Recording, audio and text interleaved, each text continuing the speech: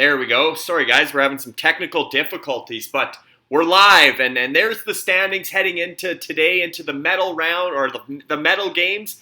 Obviously, we just watched Sweden defeat Czechia 3-1 in the bronze medal game.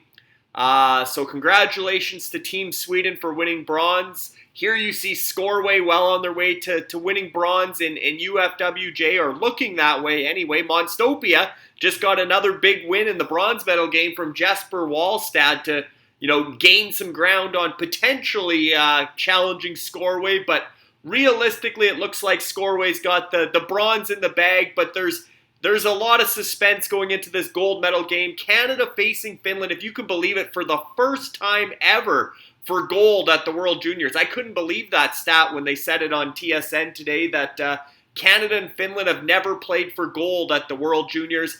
That's happening today, and as big as that is, it's even bigger in UFWJ with East End and Valtakunia battling it out. And I mentioned that bronze medal game. Well, 4 goals scored in that game. 3 out of the 4 goals involved players from East End and Valtakunia. And you look at that scoring summary from the bronze medal game, and again, great hockey game, back and forth. Czechia definitely pushed, but opening the scoring was Fabian Lysell of UCAN Republic.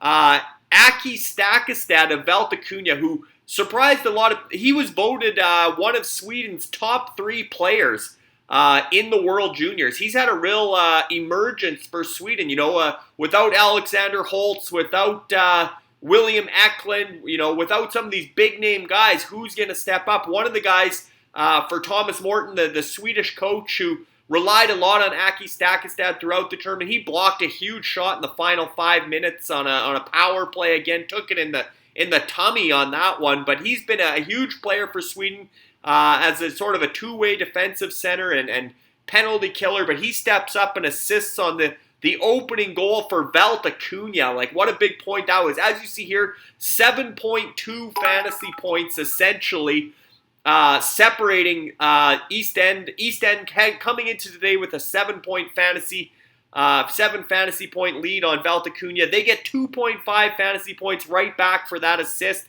Now we're back within 5, but that was all the scoring for the first period. 1-0 coming into the second period. East End's guy again. This is the second straight goal for Czechia that was deflected, originally credited to somebody else, and changed to Michael Gut of the Everett Silvertips in the WHL, East End in the UFWJ. Power play goal again, so that's 3.5 fantasy points when it's a power play goal from Czechia captain Jan Majsak. So big game for Scoreway. Assist on that first goal from Helge Grons on the Lysell goal, and a primary assist, or an assist on the Michael Gut goal for Czechia as well. So 2 assists on the first 2 goals. All the medal contenders or medal favorites in UFWJ on the board early in that game. And then, with the 3.5 fantasy points, you can say, okay, well, now East End's back up by 8 points in the standings here, through at that point in the bronze medal game. Just over a minute later, less than 2 minutes later, Isaac Rosen of guess who? Valtakunia. They only have 2 Swedish players, both of them on the board in the bronze medal game. They knew how big that game was for the UFWJ. And again, Isaac Rosen gives Valtakunia, closes the gap again. That's an even strength goal, but brings Valtakunia back within sort of that 5 points heading into this gold medal game. Assist to Theodor Niederbach on that goal. And then the clinching goal, Linus Sodin off the rush for Sweden. That's his first point of the tournament. Couldn't have picked a better time in the final 5 minutes of the third period. Gave Sweden a 3-1 lead. That was Linus Sodin of Elite Prospectia, who's been really good in the medal round. As you see here in the standings, they entered the day behind, chasing UCAN Republic neck and neck, while Fabian Lysell scores for UCAN Republic. Linus Sodin replies for Elite Prospectia as they try to chase down Anarchia, who obviously has the starting goaltender for Team Canada in this gold medal game, Dylan Garand. He's got 40 fantasy points in this tournament. He ranks in the top 5 overall when we get into the MVP conversation, which we'll discuss here momentarily. But yeah, Linus Sodin with the finishing touch for Elite Prospectia as Sweden wins 3-1 to wrap up bronze there. And like I said, with Scoreway getting 2 assists in that game from Grons, as well as Grons and Jan Mysak. And Mysak's been, or Mishak's been such a key contributor, captain Czechia, and was one of a top 5 performer for Scoreway as well. And the Swedish defenseman, they obviously had the Swedish captain, Emil Andre. He was a top 3, top 5 defenseman in this tournament for fantasy points for UFWJ. And Helge Grons chips in with an assist as well for Scoreway. So another big game for Scoreway. Not enough to close the gap or to catch Valtakunia and East End. It's a 2-horse race for gold today. But Scoreway really, especially with Monstopia getting the big win from Jesper Wallstad, that'll probably be a close to 10-point win. So for Scoreway to really solidify their bronze medal with 2 assists in that game was huge. As we see the starting goaltenders, and here's Juha Jaakkola of Valtakunia. What a surprise it was to see him starting the semifinal, and not only starting, he shut out Sweden 1-0. Of course, Antti Pananen, the Finnish head coach, has to go back with the guy that just got the shutout. So Levi Merilainen of Republic of the Seven Seas had been the starter throughout the tournament. But Juha Jaakkola getting his 2nd straight start as Atu Räty and Mason McTavish face off the gold medal game here. Mason McTavish currently leading all UFWJ scoring leaders in fantasy points. And leading the WJC, the World Juniors, in both goals and points heading into this gold medal game. So have to think he's the front runner for MVP. But a guy like Dylan Garand, some of these other guys, Atu Räty, if they had big games, they could enter that conversation as Jaakkola gets his first touch of the game behind the net, handling the puck. But huge implications in this game, again, because there's only 5 points or so separating Valtakunia, and there comes the first shot of the game almost from missed the net. But every shot counts. Scoring system, 0.25 fantasy points for a shot. Time on ice counts. Again, both these countries, Valtakunia and East End, and we're going to keep the focus on Valtakunia and East End in this gold medal game, because really it comes down to, they're the only 2 that have a lot at stake in this game as far as the medals and the championship for UFWJ. And, he couldn't ask for a better finish. Less than 5 fantasy points apart, or approximately 5 fantasy points apart coming into this championship game. Both have even manpower, and this is where it gets really interesting. Valtakunia has 6 Canadians and 2 Finns. East End has 6 Finns and 2 Canadians, as Logan Stankoven does get the first shot on goal in the game with East End's Kent Johnson out in front. This has been Canada's best line throughout the medal round. Quarterfinal, semifinal wins. Stankoven was the player of the game in the quarterfinal, scored the game-winning goal in the semifinal. And Kent Johnson was the player of the game in the semifinal for Canada. Logan Stankoven was great against Switzerland as well as against Czechia, and Stankoven really stepped up for East End against Czechia with a 3-point performance. So that line's been carrying Canada throughout the medal round, and they just had an awesome first shift to start this gold medal game as well, as Logan Stankoven got the first quality scoring chance, look from the high slot. And Juha Jaakkola, again, a guy this is only his 3rd start of the tournament. He was the backup behind Levi Merilainen of Republic of the Seven Seas. An interesting story there. Made for an easy goaltending decision. Well, I shouldn't say that, because in the World Juniors, you don't know who's starting until the goalie leads them out to warm-ups. Unlike the NHL, they don't announce starting goalies at the morning skate or beforehand prior to any games for the day. So it was really a bit of a guessing game for Republic of the Seven Seas. But once they saw Thomas Suchanek was starting for Czechia in that bronze medal game, they did start him. On the assumption that how do you not go back to Juha Jaakkola after a shutout, which Finland now we know obviously has done. So the right decision today by Republic of the Seven Seas, getting Thomas Suchanek in there, and he was good in a 3-1 loss. Czechia actually outshot Sweden in that game, so Suchanek wasn't as busy as Jesper Wallstedt, but he'll still get some decent fantasy points despite the 3-1 loss. So Republic of the Seven Seas had that goaltender going today, but tonight we got Juha Jakola of Valtakunia against Dylan Garand of Anarchia. And again, what does Valtakunia want tonight? And I sort of mentioned that in the message board, is you're looking at Valtakunia's lineup, and you got Mason McTavish, Connor Bedard, William Dufour, Will Cooley, Donovan Sabrango, and Ethan Del Maestro from Team Canada. Well, those 6 guys are shooting against your goaltender, Juha Jakola, and you also acquired as one of your trade deadline ringers, Alexi Himoselmi. Yes, we have trades in Ultimate Fantasy World Juniors. The deadline was on Tuesday, the day off between the preliminary or the group stage and the medal round.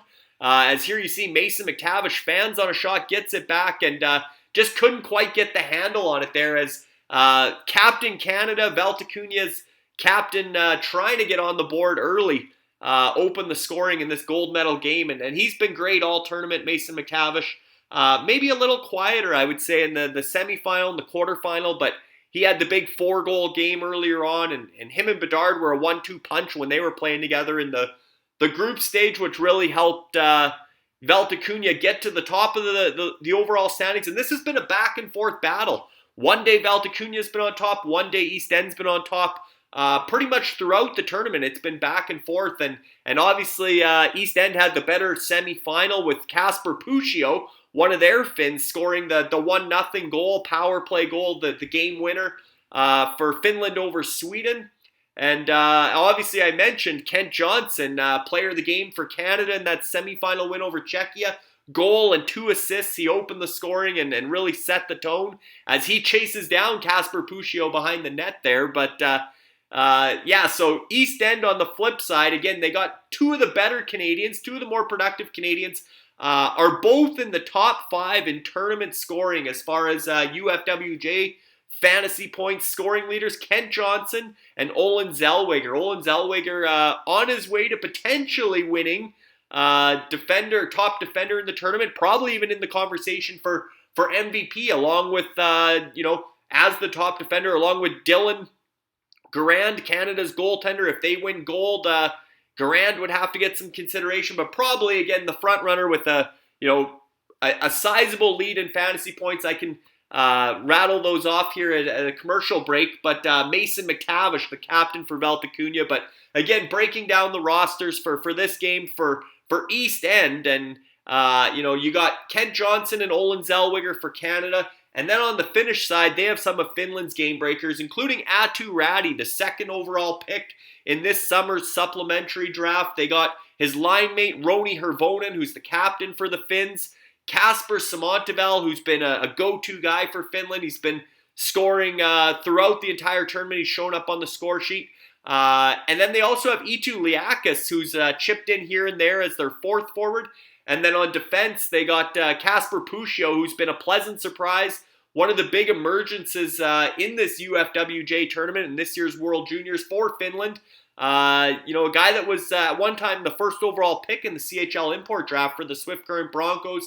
Played some in Everett, now back home playing in the Liga in Finland. But he's been great throughout this tournament. Kind of emerging as, Topi Nimella is the big number 1 D on Finland, but Puccio has outproduced him as far as UFWJ fantasy points goes, and he's been on the top power play for Finland, so he's been a huge part of East End's success. When you got Puccio and Zellweger, they're number 1 and number 3 in total fantasy points for defensemen, both on East End, so that explains why they're at the top. And obviously Mason McTavish for Canada is the top forward in the tournament as far as fantasy points, top player overall. When you get into the MVP voting, which will be done by the UFWJ franchises or countries following this gold medal game, the 10 countries will cast their votes on MVP based on, those 5 key front runners, which are, again, you're looking at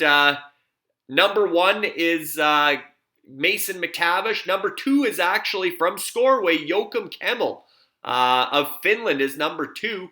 And then number 3 is Dylan Garand, the goaltender for Anarchia for Canada.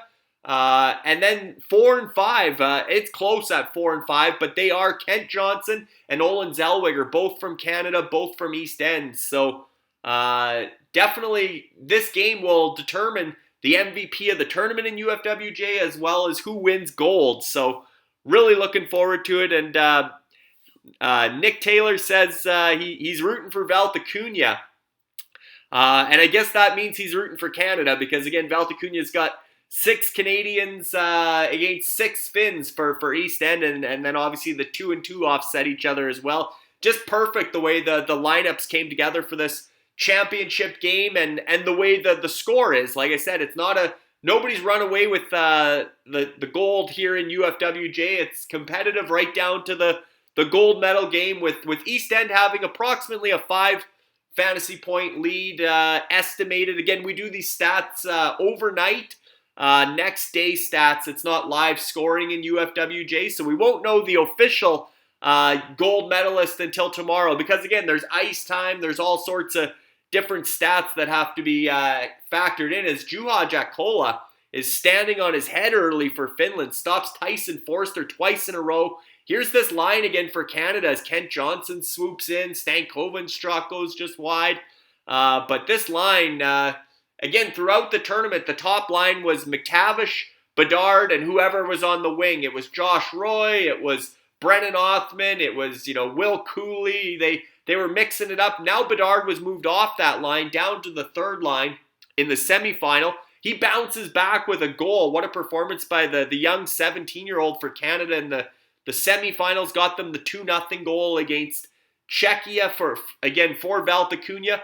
But now throughout the medal round, quarterfinals, semifinals, and throughout this first period, we're 8.5 minutes into a scoreless first period, the go-to line for Canada has been Kent Johnson with Logan Stankoven and Tyson Forster. That line has stayed together throughout the tournament. Stankoven and Forster are teammates for Elite Prospectia, our great partners, Elite Prospects. Big supporters of the UFFS platform. And yeah, that line has been the go-to line throughout this tournament, or throughout this medal round for Canada. And obviously that's good news for East End with Kent Johnson out there as well. But Brennan Othman with another big hit to start this game off. He's no longer on the top line with Mason McTavish, but he's been a real energy player, a real physical presence throughout. So just taking a look at the scoring leaders in UFWJ as we head into this final game today, which is obviously going to determine the MVP as well. And again, it is Valtakunia's Mason McTavish on top with 52.75 fantasy points, leading scorer in the UFWJ tournament. Scoreway's Joachim Kemmel is behind by approximately 9 fantasy points, 43.96. So if Joachim Kemmel and Finland win gold, and Kemmel scores the winning goal or has a big impact multi-point performance, then all of a sudden you're looking at Joachim Kemmel of Scoreway as a potential MVP candidate. Third is, again, Dylan Garand with an even 40 fantasy points. Joachim Kemmel was at 43.96. Anarchia Dylan Garand, the goaltender for Canada, 40 fantasy points heading into the gold medal game. He's 5-0 so far in the tournament. He didn't start the opener. Sebastian Kosa played the first game. He's played every game since and has been really solid. Hasn't had to be spectacular, but it's been solid throughout the tournament. So Dylan Garand, it all adds up to the third highest score heading into the gold medal game at 40 fantasy points, and clearly the top goaltender with that score line. I think Jesper Wallstad with his win today will be in that 35-point range. So not enough to challenge the leader in Dylan Garand. And same with Thomas Suchanek. He was in the mix. Thanks to only a few starts, he's probably over 25 fantasy points. But again, Garand, he's played the most games, and he's going to likely win the top goaltender award, potentially also be in the conversation for tournament MVP for UFWJ. And then the fourth and fifth guys, again, East End's Olin Zellweger at 39.93 is the top defender. And Kent Johnson at 38.68. And again, Johnson 38.68, Mason McTavish 52.75. So that tells you Mason McTavish 8 goals and 15 points to lead the World Juniors in both goals and points. So heading into this gold medal game, Captain Canada of Valtakunia has to be the favorite for MVP, but there's 5 names that are in consideration. And again, guys like Atu Ratti, guys like Roby Jarventi of UCAN Republic, they're right there. They're in that, a right around, or I think they're in the 38 fantasy point range. Kent Johnson just had a slight edge there, but it's going to be a great finale. Canada's up 5-0 on shots on goal midway through the first period. Finland's still looking for their first shot. As we are exactly midway through the first period, and Brennan Othman beating out a dump in. He's chasing it down. He's got a lot of jump in this first period. Again, a real physical presence on Canada's fourth line since he's moved down the depth chart. But really, Canada's leaning on and has had, a number of their 5 shots of their grade A chances. The pressure in the O-zone throughout this first period has been generated by the Kent Johnson line with Logan Stankoven and Tyson Forster, both of elite prospectias. So, really cool how UFWJ came to be in its first inaugural tournament, especially because we obviously drafted rosters back in December. 103 out of those 250 players from December are not back in August, so there was a supplementary draft to fill all those empty roster spots. Obviously, Valtakunia was a favorite coming in because they were returning guys. Oh, Canada's on the board. Hold that thought. Rebound goal. Oh boy, yeah, that's a nice goal. Rebound goal on Juha Jakolu, makes the first save, chip over the pad. Just the relentless pressure.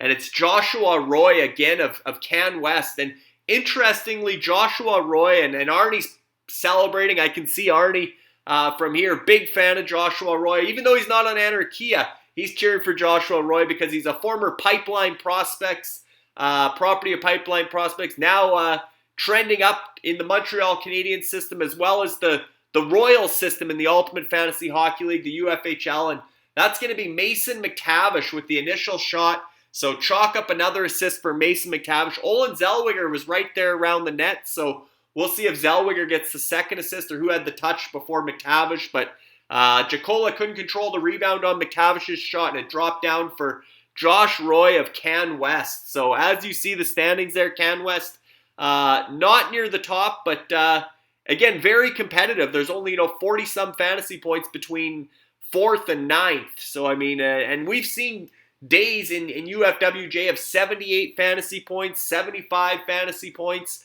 Now we're down only 2 games a day, but even yesterday, I can tell you what East End led the way in the semifinals with, what did they put up? 49.15 fantasy points. So you have a real strong day with a guy like Joshua Roy. You could jump up a few spots in the standings in the sort of the middle of the pack there.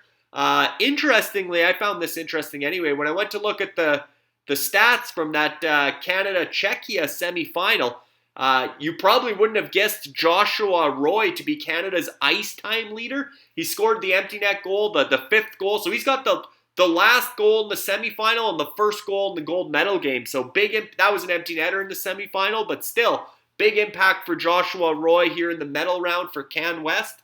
But he played over 23 minutes, just over 23 minutes ice time as a forward, edging out Olin Zellweger of East End, who led Canada's defenseman in ice time in that semifinal win over Czechia, 5-2 win there.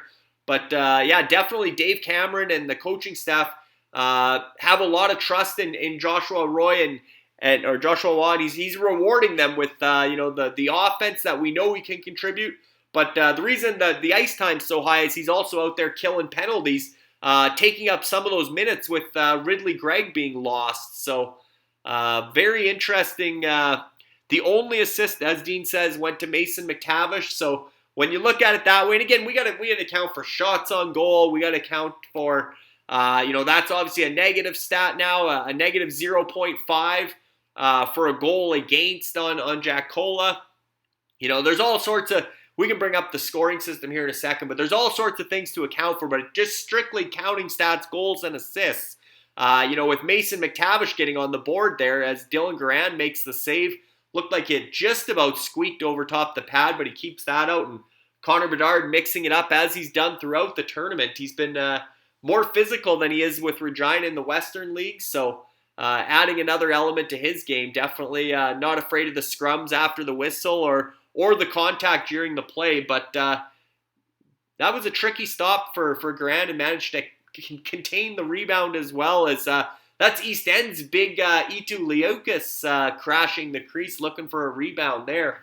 But yeah, at the other end, it was Atu Ratty trying to stop that goal by Joshua Roy, and he got a stick in there and chipped it up and over Juha Jakola. But again, for Valtakunia, with their returning players they had coming into this tournament, which included, if the Americans hadn't lost, Valtakunia would have been the overwhelming favorite for gold. But that upset by Czechia really made this that much more entertaining and exciting coming into the gold medal game and the semifinals and the medal games, because the Americans lost out in the quarterfinals, which meant 7 players from Valtakunia got 2 fewer games than expected, including guys like Luke Hughes and Thomas Bordelot and Matt Coronado. And at that time, their only starting goaltender, Caden Mberico. While now, of course, they have Juha Jakola between the pipes for Finland. That's a great turn of events, a bit fortunate perhaps for Valtakunia, but they'll take it. And again, he's stopped 6 of 7 so far. Canada's carried the play throughout this first period. The ice has been tilted, again, primarily by that Johnson line, but obviously McTavish's line comes through with the game's opening goal by Joshua Roy. Here they come again, McTavish to Roy, big save.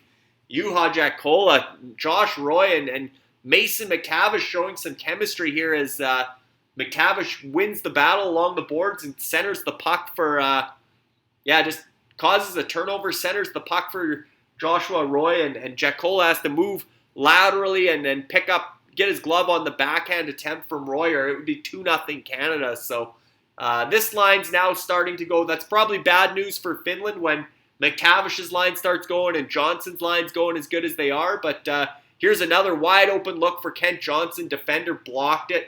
I'd like to see a little quicker release there, but that was Canada's all over Finland here, and it's kind of weathering the storm. Obviously, the crowd's a lot better for this gold medal game, as you would expect. Tournaments in Edmonton in Canada, so a lot of red in the stands, some good energy there for helping, add momentum for Team Canada, especially when they open the scoring. So, like I said, Finland's weathering the storm here. If they get to the intermission down 1-0, thanks to Juha Jakola, that's probably a good thing. Regroup and push back, but there's still 7 minutes left in the first period. It's a long way from the intermission, and it's been all Canada so far. The shots are 8-1. As we see Logan Stankoven, who's probably, I don't think he's in the MVP conversation in UFWJ or the World Juniors, but as far as the medal round goes, he's taken his game to another level for elite prospectia, and definitely a guy who will be back at that December tournament as Kamloops Blazers are hosting the Memorial Cup in 2023. So huge season coming for Logan Stankoven. He's the reigning CHL Player of the Year already, but expectation is he'll be back in junior, back in Kamloops, as opposed to playing for the Dallas Stars, just because they are hosting the Memorial Cup. So, but that line's back out there and trying to create some more chaos in the Finnish zone as Dylan Garand comes out to handle the puck. And again, Garand, that's Logan Stankoven's teammate in Kamloops. He's the goaltender for the Kamloops Blazers in the Western Hockey League, and he hasn't had to make a lot of grade A saves, but he's just been solid. That's the word that keeps coming to mind. And can solid win you the MVP in UFWJ or the World Juniors? Again, now Mason McTavish is up to 16 points, 8 goals and 8 assists. I think it's hard to deny McTavish as MVP. He's over 55 fantasy points now with that assist. So 12 points better than the nearest rival in Joakim Kemmel of Finland and Scoreway. So definitely looking like the Mason McTavish should look like a man among boys out here. He's already played in the Olympics and in the NHL. So and in the Memorial Cup. He's been everywhere. Quite the calendar year for Mason McTavish, and again, the Anaheim Ducks have a real good one in him, as he's in on this forecheck again here, and Joshua Roy's flying in this game. He's you can just tell he's hungry out there. He's got the puck in the slot again, give and go, back to Roy, rips one, blocked. But again, McTavish and Roy are really, this line's come on strong now. Bedard's back out there on the top line today. So reuniting this line that did play together for a couple games in the round robin. To start the tournament, actually, Joshua Roy of Can West had that prime spot on the top line with McTavish and Bedard, and they're going back to the way they started the tournament. After giving a few other auditions there, Bedard back up with McTavish and obviously Joshua Roy rounding out that top line. And there's no doubts about their offense, but they're now trapped in their own zone on the end of a long shift, and McTavish is still out there anyway, and Roy. This is where they've had some issues throughout the tournament defensively, but they're getting a line change in here as Donovan Sabrango and Olin Zellweger regroup. Little push there from Finland. Shots are 8-4 with 4 minutes to go in the first period. Joshua Roy of Can West, the only goal, the opening goal for Canada, that leading 1-0. Zellweger jumps in deep. He's been the most offensive defenseman throughout the tournament, not only for Canada but across the entire World Juniors. Leading defender as far as fantasy points go in UFWJ, Olin Zellweger, and another guy like Stankoven who will be back in December. Those guys are 2003 born, so unless they're in the NHL, they'll be playing for Canada, as well as obviously for, in Stankoven's case, Elite Prospectia, and Zellweger will be a key returnee potentially for East End. If they don't hang on to gold here in this gold medal game, then you'll be looking at Zellweger as one of the faces of the franchise going into that December tournament. Because this is a dynasty league, and it's never been done before. No such thing as World Juniors dynasties. So it's awesome that the UFFS platform has a lot of innovation, including obviously now a dynasty league for the World Juniors.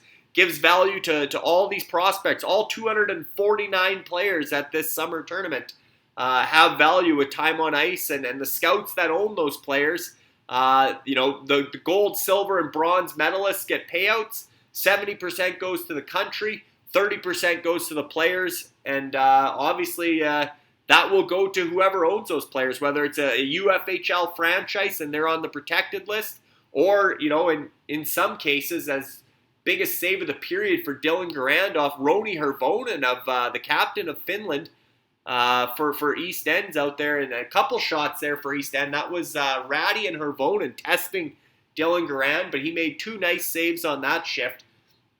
But again, a lot of these prospects out of the 249, maybe 100 of them, not even, probably 75, are owned by UFWJ countries. They were open market previously, nobody had their rights. They were drafted either in the December draft or this summer's supplementary draft by those countries, and some good players. I mean, Latvia was the surprise of the tournament. Well, Ralph Bergmanis, nobody had registered him yet, so he's now property of Monstopia, the country.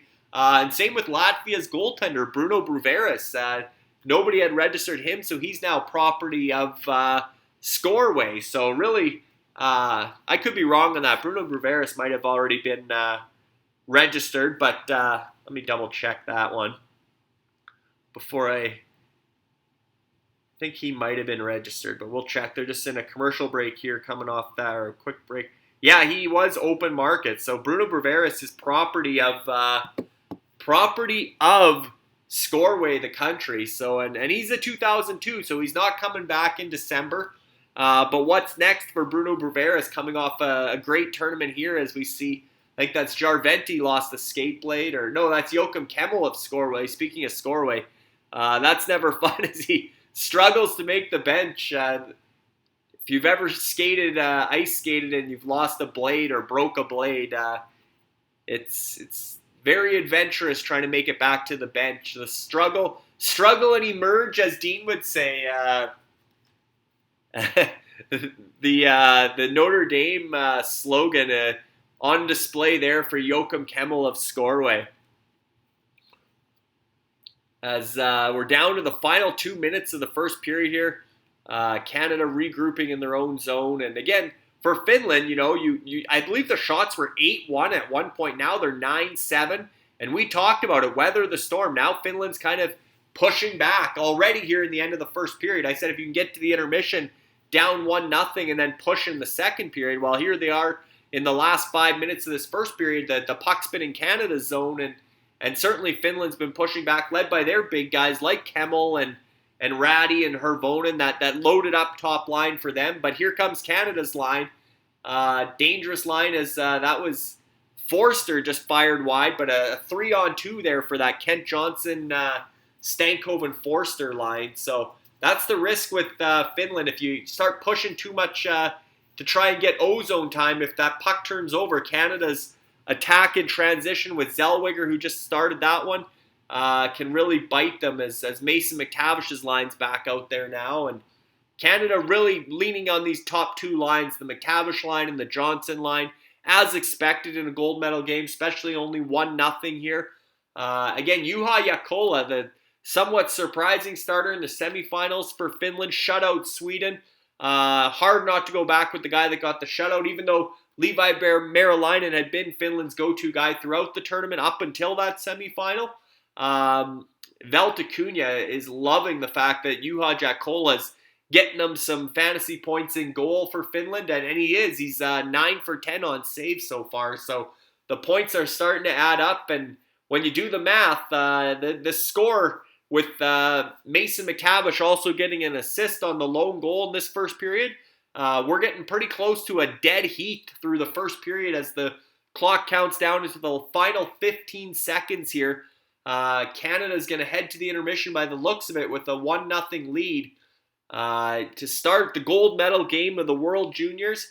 And as mentioned, again, we don't have time on ice and shots and some of these other categories in real-time live scoring. It's next day updates from the IIHF and through our UFWJ scoring system. But definitely looks like we're very, very close to a draw between Valtakunia and East End. Again, East End came in today about a little over 7 points up, but Valtakunia's got a point on them with that Mason McTavish, or 2 points on them, sorry. With Mason McTavish, they had 2 points from Sweden. East End had the goal from Michael Good of Czechia, and now Mason McTavish. So at this point in the day, Valtakunia has a goal and 2 assists. East End is limited to 1 power play goal. And actually, that Isaac Rosen goal, now that I think of it, that's going to stand up as the GWG. So chalk up another point to Valtakunia. Isaac Rosen scored the game-winning goal in the bronze medal game for Sweden. So when you look at that, now you're thinking Valtakunia might actually be up at this first intermission, even though the standings we're looking at show them down 7 fantasy points heading into these medal games. Michael Good had the power play goal, which will get 3.5 fantasy points. Isaac Rosen had it was an even strength goal, but the game-winning goal will also be 3.5 fantasy points. So, and then you add in Mason McTavish's goal, but 9 saves on 10 shots from Juha Jakola. That's positive points as well. So when you're looking at that first period, it's looking good for Valtakunia at this point. I assume it's very close. I assume we're within a point one way or the other. East End might be ahead by a point still, but it's that close going into the second period of the gold medal game. So Dean Millard, Ian Constable, and Craig Button from East End, the East End ownership group. Obviously, Craig Button doing an awesome job with TSN throughout this tournament as an analyst and color commentator. And then on the other side, you got George Batchel, his son Kevin, and Jope, the owner of Valtakunia, which stands for Kingdom, by the way. Earlier in the tournament, I couldn't remember what Valtakunia meant in Finnish. It means kingdom.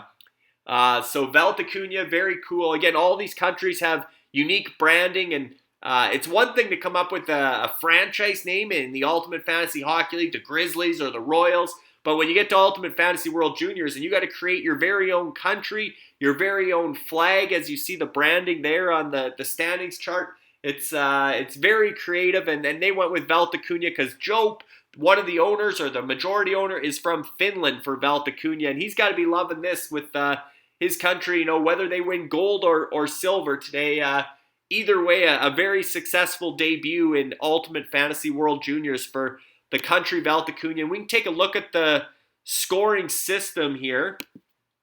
We're in the first intermission. Canada leading 1-0. The lone goal by Joshua Roy from Can West, assisted by Mason McTavish of Valtakunia, the 1-0 goal for Canada. But here you see the scoring system. Goals and assists, 2.5 fantasy points. Power play point, shorthanded point, game-winning goal, all a 1-point bonus. Shots on goal, 0.25.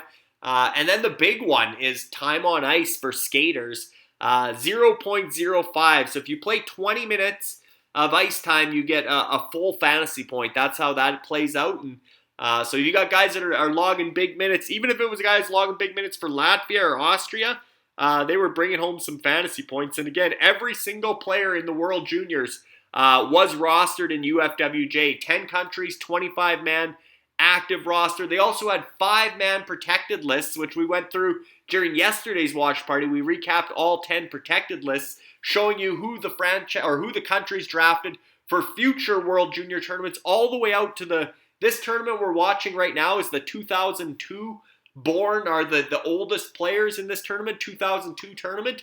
The protected lists already include 2006 born prospects like Aaron Kiviharju, like Cole Iserman, Macklin Celebrini, Berkeley Catton, all those guys. They could be 5 tournaments away, counting this one, 5 tournaments away from their 19-year-old tournament in UFWJ. So, 4 years away, essentially, from, 3 to 4 years from even playing in UFWJ for a lot of those kids, because you generally make the World Juniors the year that you were drafted, and then if you don't make the NHL the following year, then you're back in the World Juniors as a 19-year-old is sort of it's always typically deemed a 19-year-old tournament for those guys that are a year after they've been drafted into the NHL. Well, those kids are still 3 full years away from getting drafted into the NHL in a lot of cases. So, and then this December, you're going to see, Michael Misa and the 2025 draft class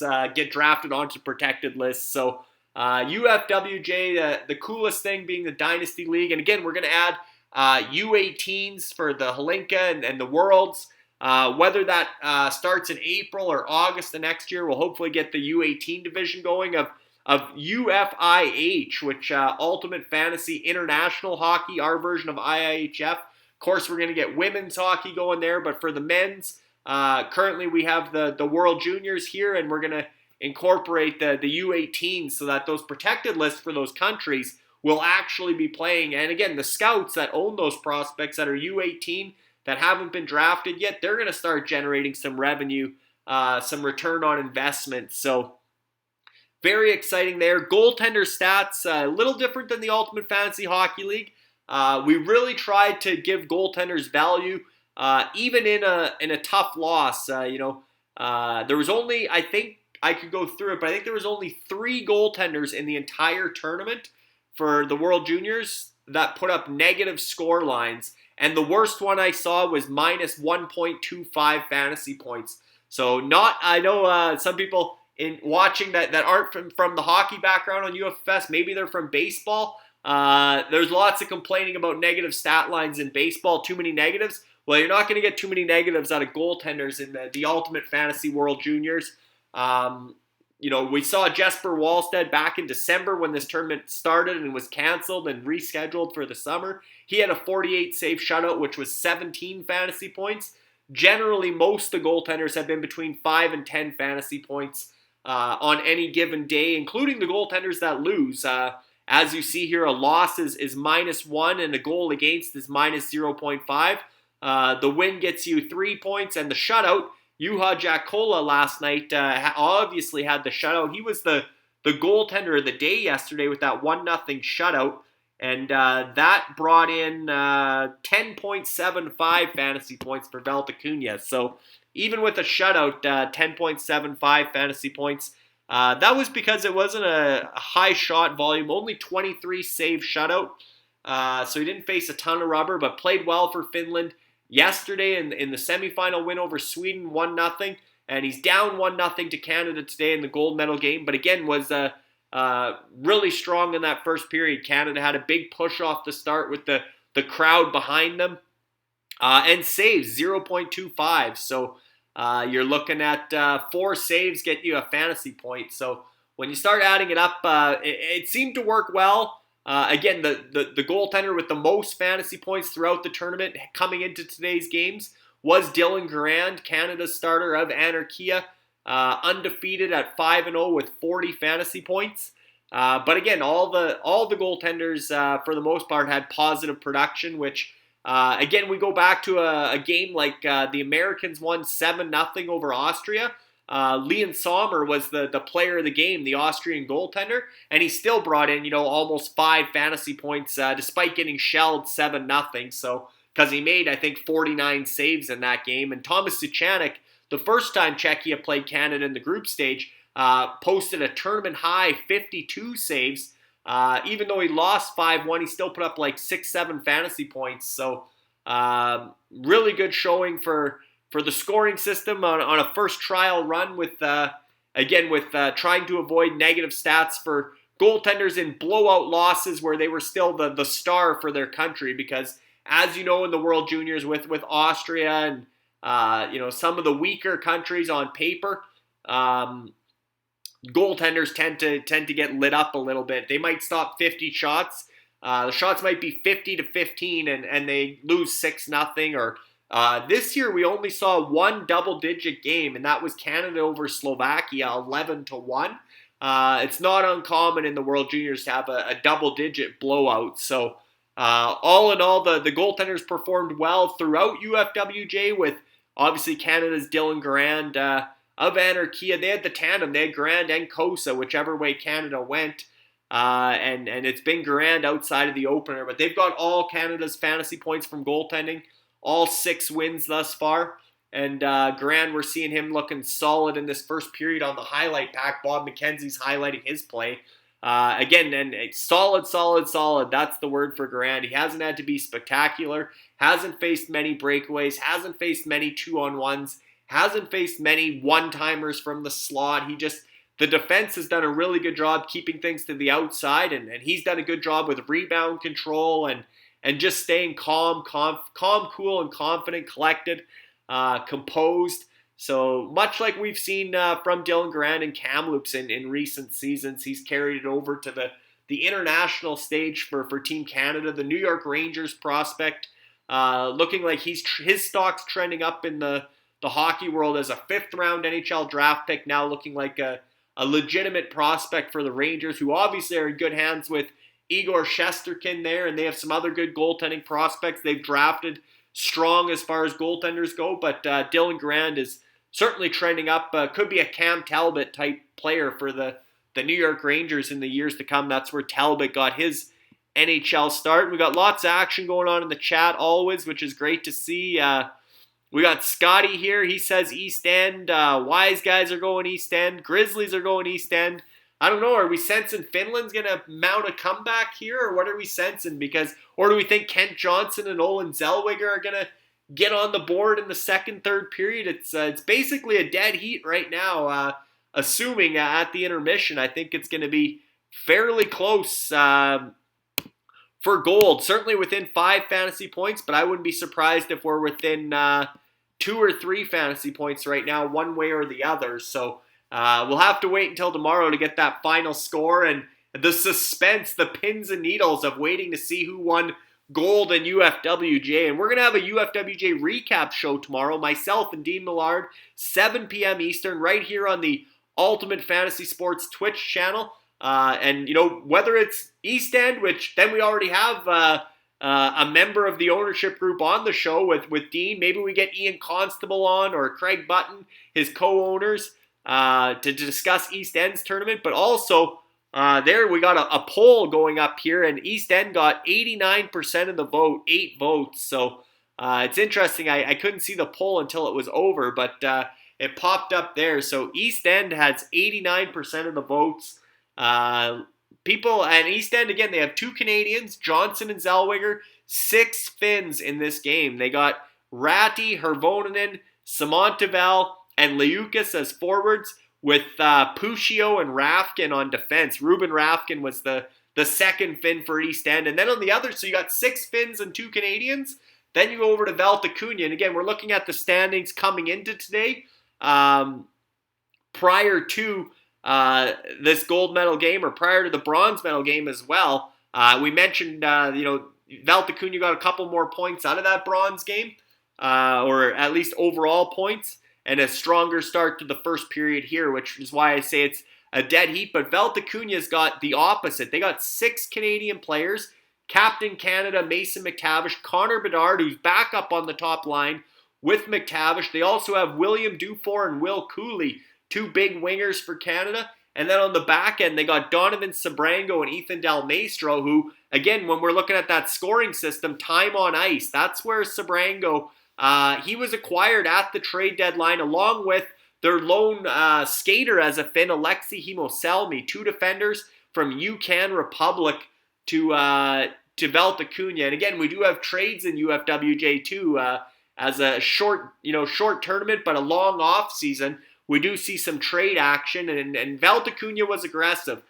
East End, they went with the guys that got them here, you could say. They didn't make any trades. This is their team. They got six Finns, 2 Canadians in this gold medal game. Valtakunia made 3 trades. A couple of their big deals were to acquire American players. Caden Mbarico, the goaltender, and Matt Coronado, the sniper for the Americans, who had a great tournament, scored a game-winning goal for Valtakunia in his debut against Sweden to close out the group stage.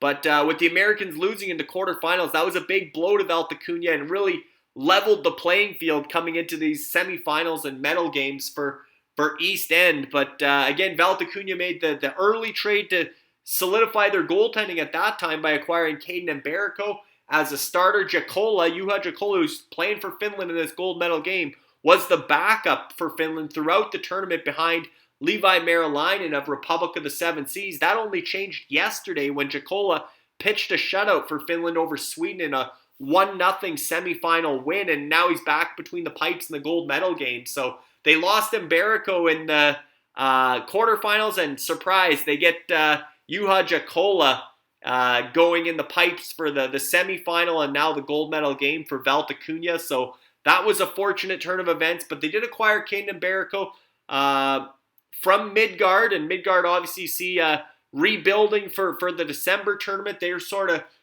30 points behind Can West at the bottom of the standings. The also ran, but they got Logan Cooley coming back. They got Aaron Kiviharu on the protected list as one of the big name Finns of the future. So Midgard will make some noise in the years to come, but this wasn't their year. They traded Caden Mbarico away to Valtakunia. Then Valtakunia acquired from Monstopia, who was still in the medal race at the time, but took a hard look at where they were and figured, you know what, we're better suited, we're better built.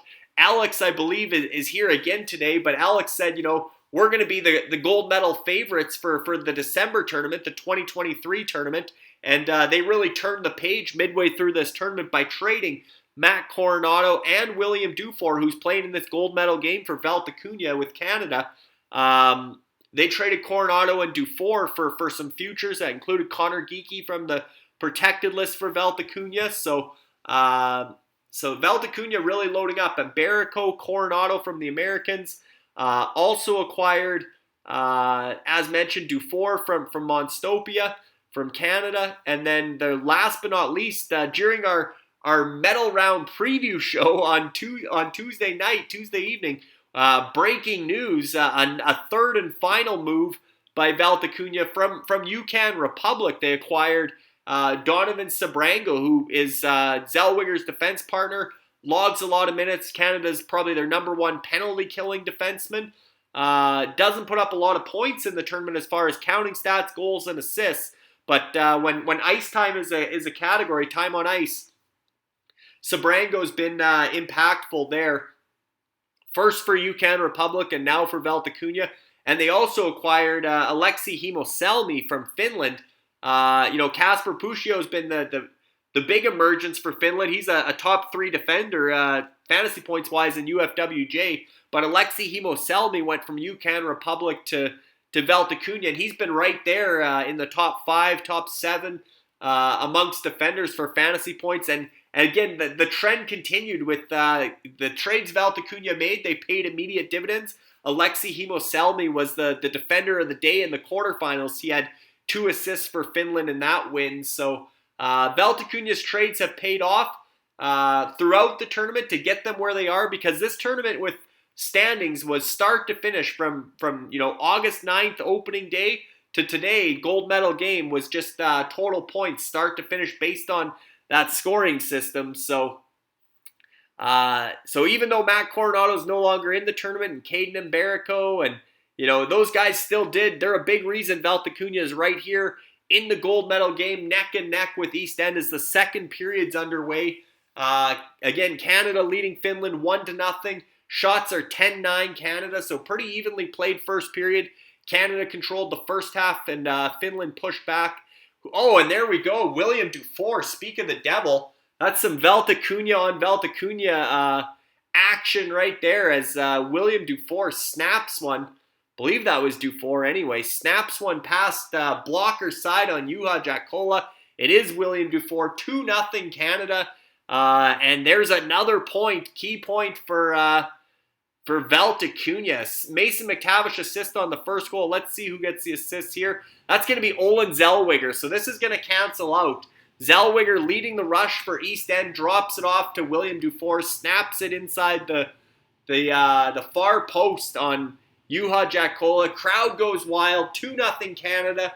And as mentioned, the goals and assists are both 2.5 fantasy points. So Zellweger gets the assist. Dufour gets the goal. Obviously gets a little bump from the 0.25 for the shot on goal. And then also, that's the 2-0 goal. If Finland gets one back, that might turn into 3.5 fantasy points if it stands up as the game-winning goal. But here we are, 2-0 Canada in the opening minute of the second period. Huge goal for William Dufour. And talk about a trade acquisition. One of the ringers for Valtakunia delivering a goal he was also the Memorial Cup MVP, 7 goals in 4 games for the host, St. John Sea Dogs, William Dufour. New York Islanders prospect, was traded in the UFHL not long ago, actually, from Strong Island to Kamikaze. And Kamikaze's been loving, they have Jan Mysak, who I said was awesome for Czechia as their captain. And now William Dufour here for Valtakunia and Team Canada. Great to see the Kamikaze, Donnie Talks prospects from the protected list in the UFHL out there earning Kamikaze some return on investment, some revenue. Because again, if Valtakunia gets gold or silver, 70% of that payout prize pool, the score coin will go to the country, and 30% will go to the player, whoever owns those players. And so that 30% to the players, the way that works is all the players, all 25 on the active roster for Valtakunia will share in that 30%. So whatever that total score coin is, it goes by percentage of fantasy points contributed. So if William Dufour contributed 10% of the fantasy points, he would get 10% of the 30%. So just say, 30% was 100 score coin or $100 US. If he contributed 10%, he'd get $10 for Kamikaze. So all the UFHL franchises that have players on the protected list playing in this tournament, and all the scouts in the UFFS ecosystem that have prospects that made the World Juniors, whether they're on East End, Valtakunia, or Scoreway, those 3 rosters, 30% of their score coin from being medalists in UFWJ is going to go towards whoever owns those players on their roster. If the country owns the player, if they weren't previously, if their rights weren't previously owned by a scout, or a UFWJ or UFHL protected list, then here's the first penalty of the game. Looks like Ruben Rafkin of East End going to the sin bin for a hit on Brennan Othman. Not sure what they're calling there. In North America, that's called a clean body check, but they're giving him a penalty. Hard hit along the boards, maybe a little bit late, but I mean, that's called finishing your check. Understandable why Rafkin didn't like the call, but Canada's getting the first power play of the game, already up 2-0, so here's a huge opportunity to potentially, they're calling it boarding, but yeah, that's a clean hit in the NHL, or yeah, soft call, Dean says, exactly. Gold medal game, you want to let the boys play a little bit, and that's just a hard physical play by Ruben Rafkin of East End. But now we got Kent Johnson of East End, Mason McTavish of Valtakunia. There's Kent Johnson with the one-timer, Mason McTavish with the rebound. Or sorry, that was Connor. So we got, this is awesome, this power play. Check this out. We got Bedard and McTavish of Valtakunia. We got Zellweger and Johnson of East End. So if any of those four click, and I'm guessing or Logan Stankoven of Elite Prospecti is the fifth member of this top unit, but you're basically looking at anybody that Zellweger couldn't quite keep that one in, but Canada was well set up there with this top unit. If this top unit scores, Valtakunia and East End are all over it. So, and again, Valtakunia is off to a great start here in this gold medal game with the 2-0 goal from William Dufour, the assist from Mason McTavish on Joshua Roy's opener as Kent Johnson dangles into the O-zone. Drops it back to, looks like they're in the midst of switching up this, or no, that's still the full top unit. That was McTavish. So now we're back. Zellweger on the sidewall, down low to McTavish. Circles up high. Back to Johnson, who's been manning the point here. Over to McTavish. If he could have got that off the stick, he had a great look. Cross ice. Look at Canada work this around. Fanned on by McTavish and by Johnson there. But they're really working it around, getting some good looks on this top power play. They're out there for 1:30, so they're really trying to run this to 3-0 with this top unit, which is okay for East End and Valtakunia looking on as Zellweger stays out there for the full 2 minutes of this power play, but there's only 15 seconds to go, and the rest of the top units now changed, obviously, as Tyson Forster breaks in, gets turned back, and that'll do it. So power play is over for Canada. They couldn't extend the lead past 2-0 on that man advantage, but good kill for Finland, and a deserved kill because that was a bad call with, Dylan Garand had to chase that down, beat Ruben Rafkin out of the box as he's back on the body. Hits Ronan Seeley over there, so not deterred by that soft boarding call. Ruben Rafkin of East End still throwing his weight around. Unfortunately for Dean, penalty minutes. I know Dean was a big proponent of no penalty minutes in UFWJ, but there's East End might be leading the tournament in penalty minutes, and Rafkin would have contributed there. Also, no hits as a category, in no physical categories in UFWJ, so Rafkin not getting credited for the hits or the penalty there, but Finland's pushing here, coming off this penalty kill. They got some momentum from that kill because Canada's power play was looking dangerous, but fanned on a couple opportunities, and now Finland is all over Canada in the offensive zone, but not generating much towards the net. Some perimeter play here as Ronan Seeley tries to skate that out, gets hooked a little bit. There's a good chance through a screen. Garand has to be sharp again and stop that. Shots are now 14-10 for Canada, leading 2-0 just over 5 minutes into the second period. That was Kasper Samontevel with a nifty little deflection in front. Kasper Samontevel of East End. That would have been big if that could have snuck through.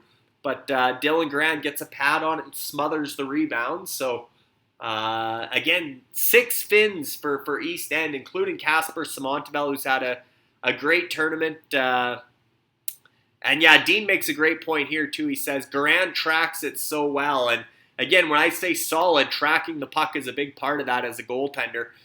Never really taking himself out of position, always square to the shooter, and gets his body in front of it more than 9 times out of 10, as evidenced by 40 fantasy points coming into today. Again, I mean, we're not going to jinx him because we did that in the semifinal, but a big game today from Dylan Garand might have him in the conversation Anarchia goaltender. I mean, he's going to win top goaltender in this tournament. Anarchia is going to get something of a payout already there, but for the player awards, but potentially, and I'd have to double check who has Dylan Garand in the UFHL as far as who would get that bonus. Again, player awards are 50-50, 50% to the country and 50% to the owner of the player. So that's a big factor there. As Finland's breaking in here, fires wide, but they're on it. Finland's got some momentum from this penalty kill. They're pressing. Let's see, Dylan Garand here. I should know that one.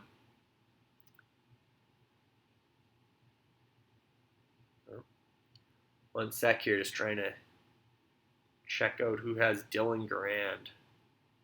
I want to say it's the North Stars. Yeah, so it's actually, Dylan Garand's not in the UFHL yet. North Stars assistant GM, director of scouting, Ger Daltak of Daltak Scouting Services, owns Dylan Garand. So there could be some big-time demand for Dylan Garand coming out of this tournament if he happens to be the gold medal winning goaltender. The North Stars have a nice goaltending pipeline. They have Joel Blomqvist and Tristan Lennox on their protected list.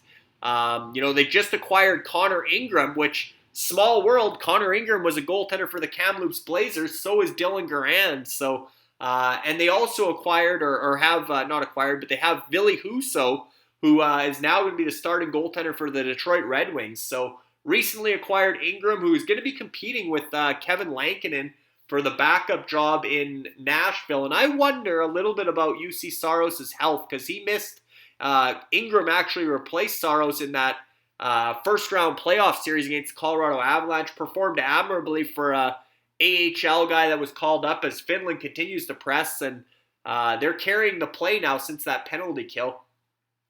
But UC Saros had a bad injury in the playoffs. I don't know when or if he had surgery or if he's going to be fully healthy for the start of the regular season for the UFHL's Outlaws and the Nashville Predators. But if not, you could see Ingram and Kevin Lankinen be the tandem in Nashville to start the year.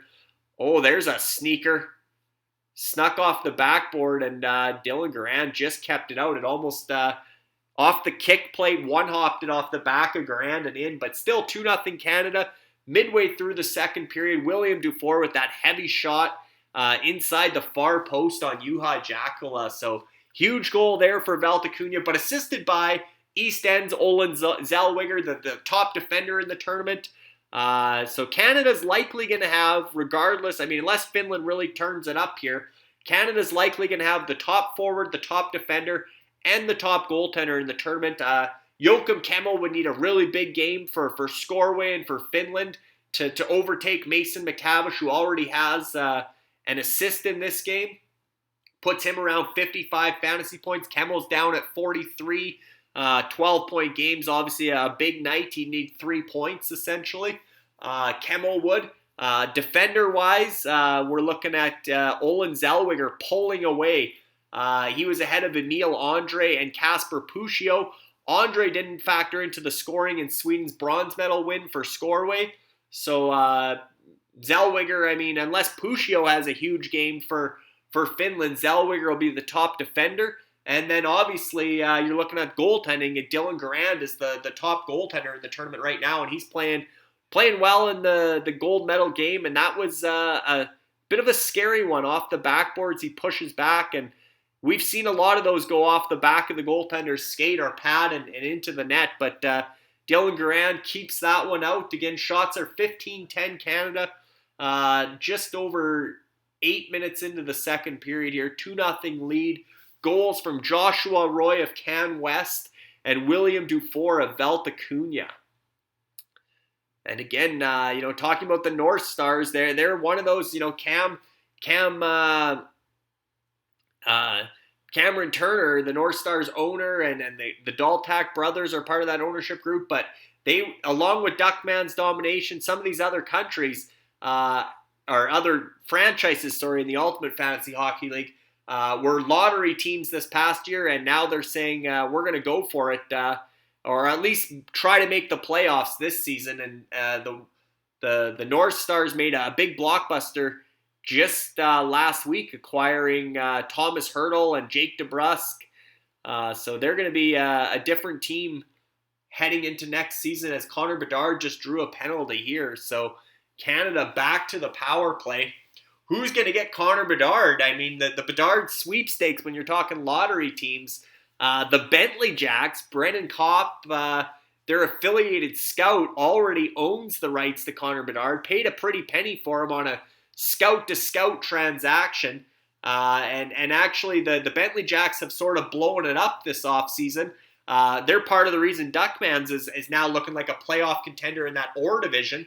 The Snipers, Alex LeBlanc, we were talking about Alex's involvement across the platform yesterday. Forgot to shout out the Snipers, but they're another franchise in the UFHL in that Orr division with Duckmans. That division's a bit of a sleeper. Maybe we haven't talked enough about that this offseason, but the Snipers are also going to be in the playoff mix. And Duckmans, as mentioned, from the Bentley Jacks, acquired Nikita Kucherov and Josh Morrissey in a huge blockbuster trade that involved Shane Wright's draft rights, which ended up turning into the Bentley Jacks drafting Shane Wright. So the Bentley Jacks could potentially have a Shane Wright, Connor Bedard 1-2 punch in a couple of years. But this year they're all about the theme, the slogan, be bad for Bedard. So they're probably the only established lottery team in the UFHL heading into the season. Some might say the Tornadoes, both the Tornadoes and Bentley Jacks are in the Howe division. This year, the Howe division was probably the strongest division in the UFHL. Next season, the Howe division might be, top to bottom, probably the strongest. Next season, it might be the weakest division. That's how much roster turnover we've seen in the UFHL. As even today, there's a big blockbuster. The Eliminators have been trying to make the playoffs in the Allen Conference in the Lemieux division. They're trending up. Blades of Steel have been making some noise there. Crypto Knights, that division. The Warriors, that division seems to be getting stronger. The Gretzky division we talk about all the time. That's where the North Stars are. 1 to 8, that's the deepest division in the Ultimate Fantasy Hockey League, the Gretzky division. And they're expected to, or until the Eliminators have been loading up, they were expected to sweep the wild card spots in the Allen Conference. So 5 out of 8 might make the playoffs, if 4 or 5, but certainly all 8 are going to be competing for that spot. And then, like I said, in that Orr division now, also there, I think you're looking at the exact same thing where even a franchise like Strong Island is trying to push up, and the Assassins will probably be more competitive. They might be they might not be with Duckmans and Snipers really adding some firepower. Assassins might actually be the bringing up the rear in that Orr division, but they still have a very competitive lineup that could push for a playoff spot as Canada works it around on this top power play unit. Zellweger over to Johnson. He pivots and leaves it for McTavish. Takes a look to the net and goes back up top to Zellweger. So again, if it's Zellweger and Johnson on the points here, here's Zellweger over to McTavish. One-timer blocked in front, didn't get through. But McTavish, he's still looking for goal number 9 here as Zellweger to Johnson over to Stankoven. Back through the slot. Wow, this top unit's whipping it around. They've been out here the entire power play, but still haven't scored as Johnson rips one high and wide.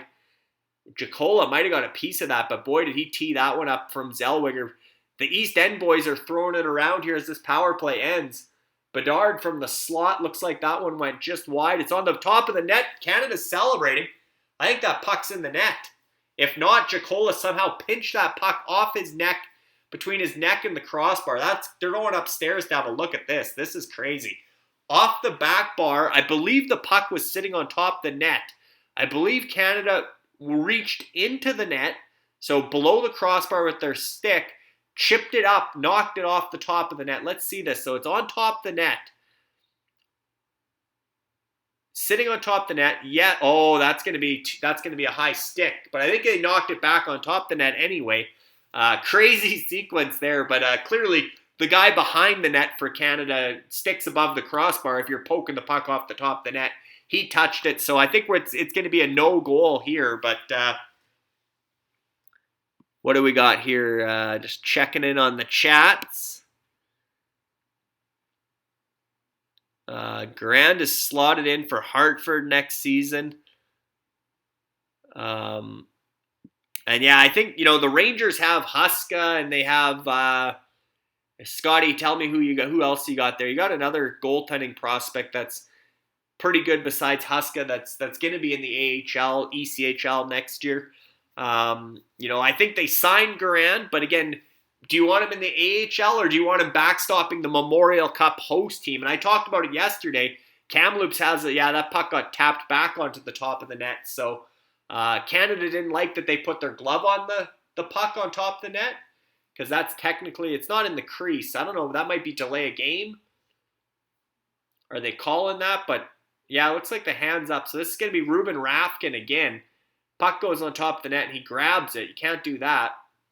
So I think the ref put his hand up there for a delay a game penalty. But maybe should have just left it on top of the net because if Canada touched it again. Oh, but I see what Rafkin's saying.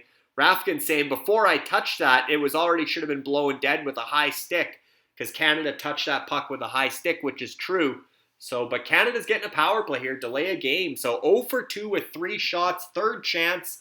Top unit out there. Again, they spent the whole 2 minutes out there and they're back out there. So Dave Cameron smells blood in the water here. Let's ride these big horses, make this 3-0. And so there's Bedard circling off the boards and just getting it to the net. Jakola makes his 16th save of the game, or 14th save of the game, 14 for 16 for Valtakunia goaltender Juha Jakola. Not sure Bedard needed to take that to the net. It wasn't a great look, but Bedard's a sniper. He's a shooter. If he thinks he's got a chance, he's going to take it and try to rip it. But you don't want to tell Bedard not to shoot the puck. But there, I mean, it wasn't a great look. He could have looked for a teammate there for sure. Tyler Wall, yeah, that's who it is. So Tyler Wall, a couple of seasons into his pro career. They obviously signed Jarl Halak. They traded Alexander Georgiev to Colorado. He's going to be there with Pavel Francouz, their tandem in Colorado. And Shesterkin's going to start the bulk of the games for the Rangers. Jarl Halak, good veteran backup. And then they do have Tyler Wall and Adam Huska in the minors. Guys that are, have already played a couple years of pro. So if Dylan Garand's in Hartford, that means one of those guys would have to be in the ECHL.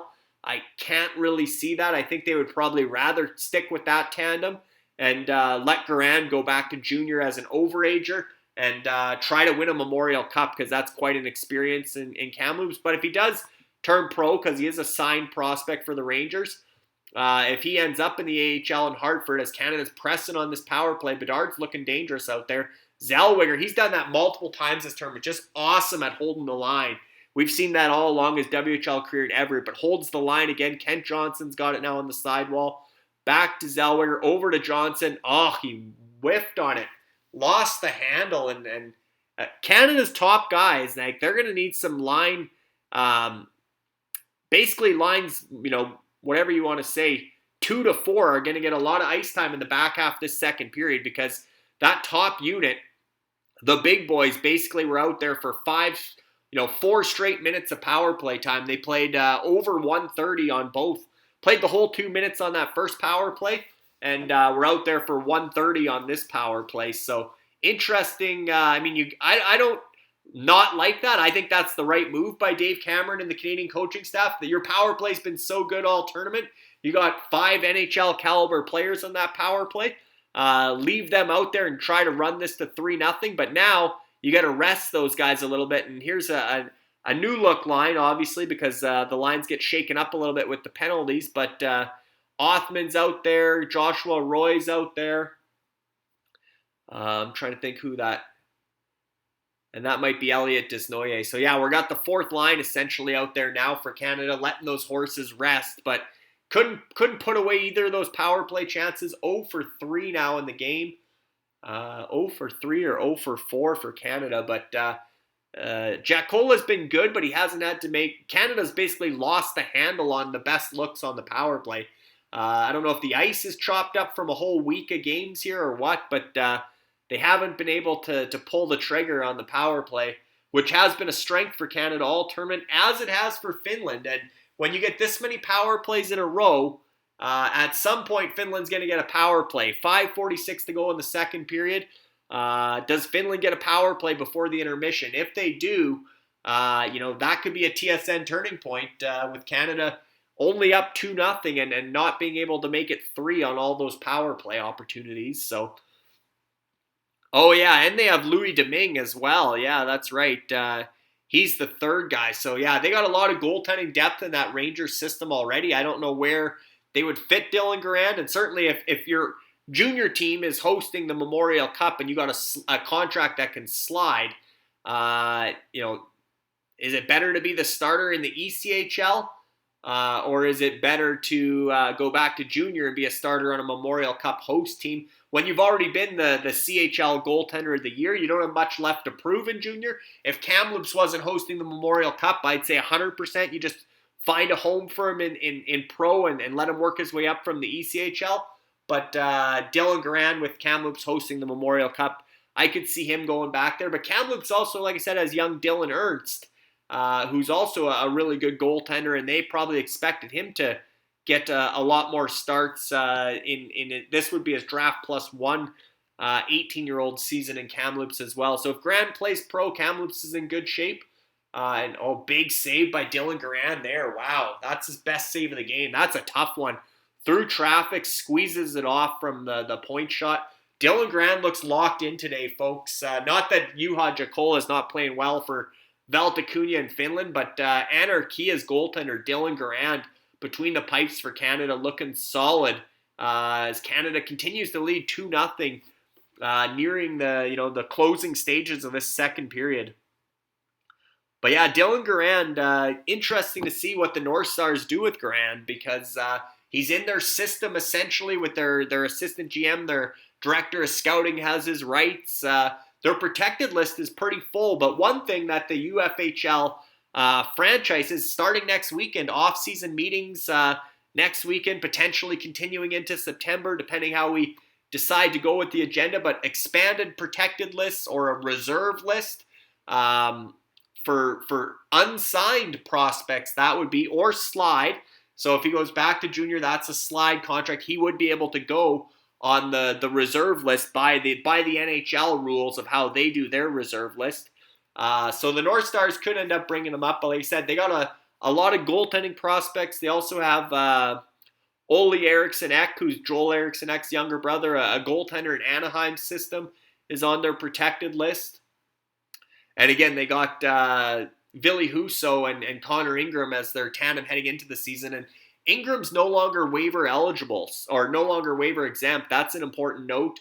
If Nashville doesn't roster him and they go Lankin and Saros, the Finnish tandem, which is expected, any other NHL team that's looking for a goaltender prior to the season, Connor Ingram's been one of the best goaltenders in the American Hockey League for a couple years running, especially last year. Workhorse for the Milwaukee Admirals. I think there could be a potential waiver claim there for someone looking for a cheap backup in the NHL with platoon/starter upside as Finland Rafkin. Rafkin's been active for the Finns for East End. He's looking to have a big game for East End here, and he's been the most noticeable Finn probably physically, and I've noticed him in the O-zone as well. And he's jacked up for this gold medal game. As looks like there might have been a high stick here on William Dufour. Looks like he's pulling out a tooth. Do we have a tooth out? We got a loose tooth, if not a tooth out. But not sure if a stick got him or what. Yeah, it looks like a high stick. So he's going to try to do everything he can to get blood here. But another power play coming for Canada.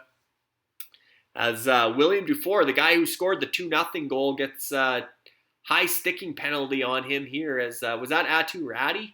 That's Atu Räty of East End. One of the go-to guys for Finland, gets his stick up on blatant stick, high sticking. No debate on that one. Atu Räty just careless with his stick. Canada back to the power play. And we talked about, Finland's going to get a power play eventually. Well, you can't not call that one. And now is it a case of, playing with fire too many times?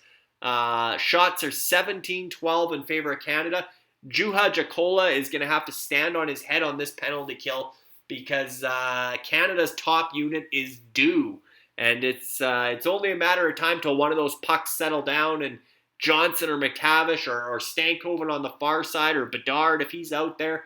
It's Bedard again instead of Stankoven. But this top unit, at some point is going to click for Canada. You can only give them so many chances. And we'll see if they play the full 2 minutes or they only get the first minute here. But there's only 4 minutes left in the second period. So you probably give them the full 2 minutes, again, knowing the intermission's not far away.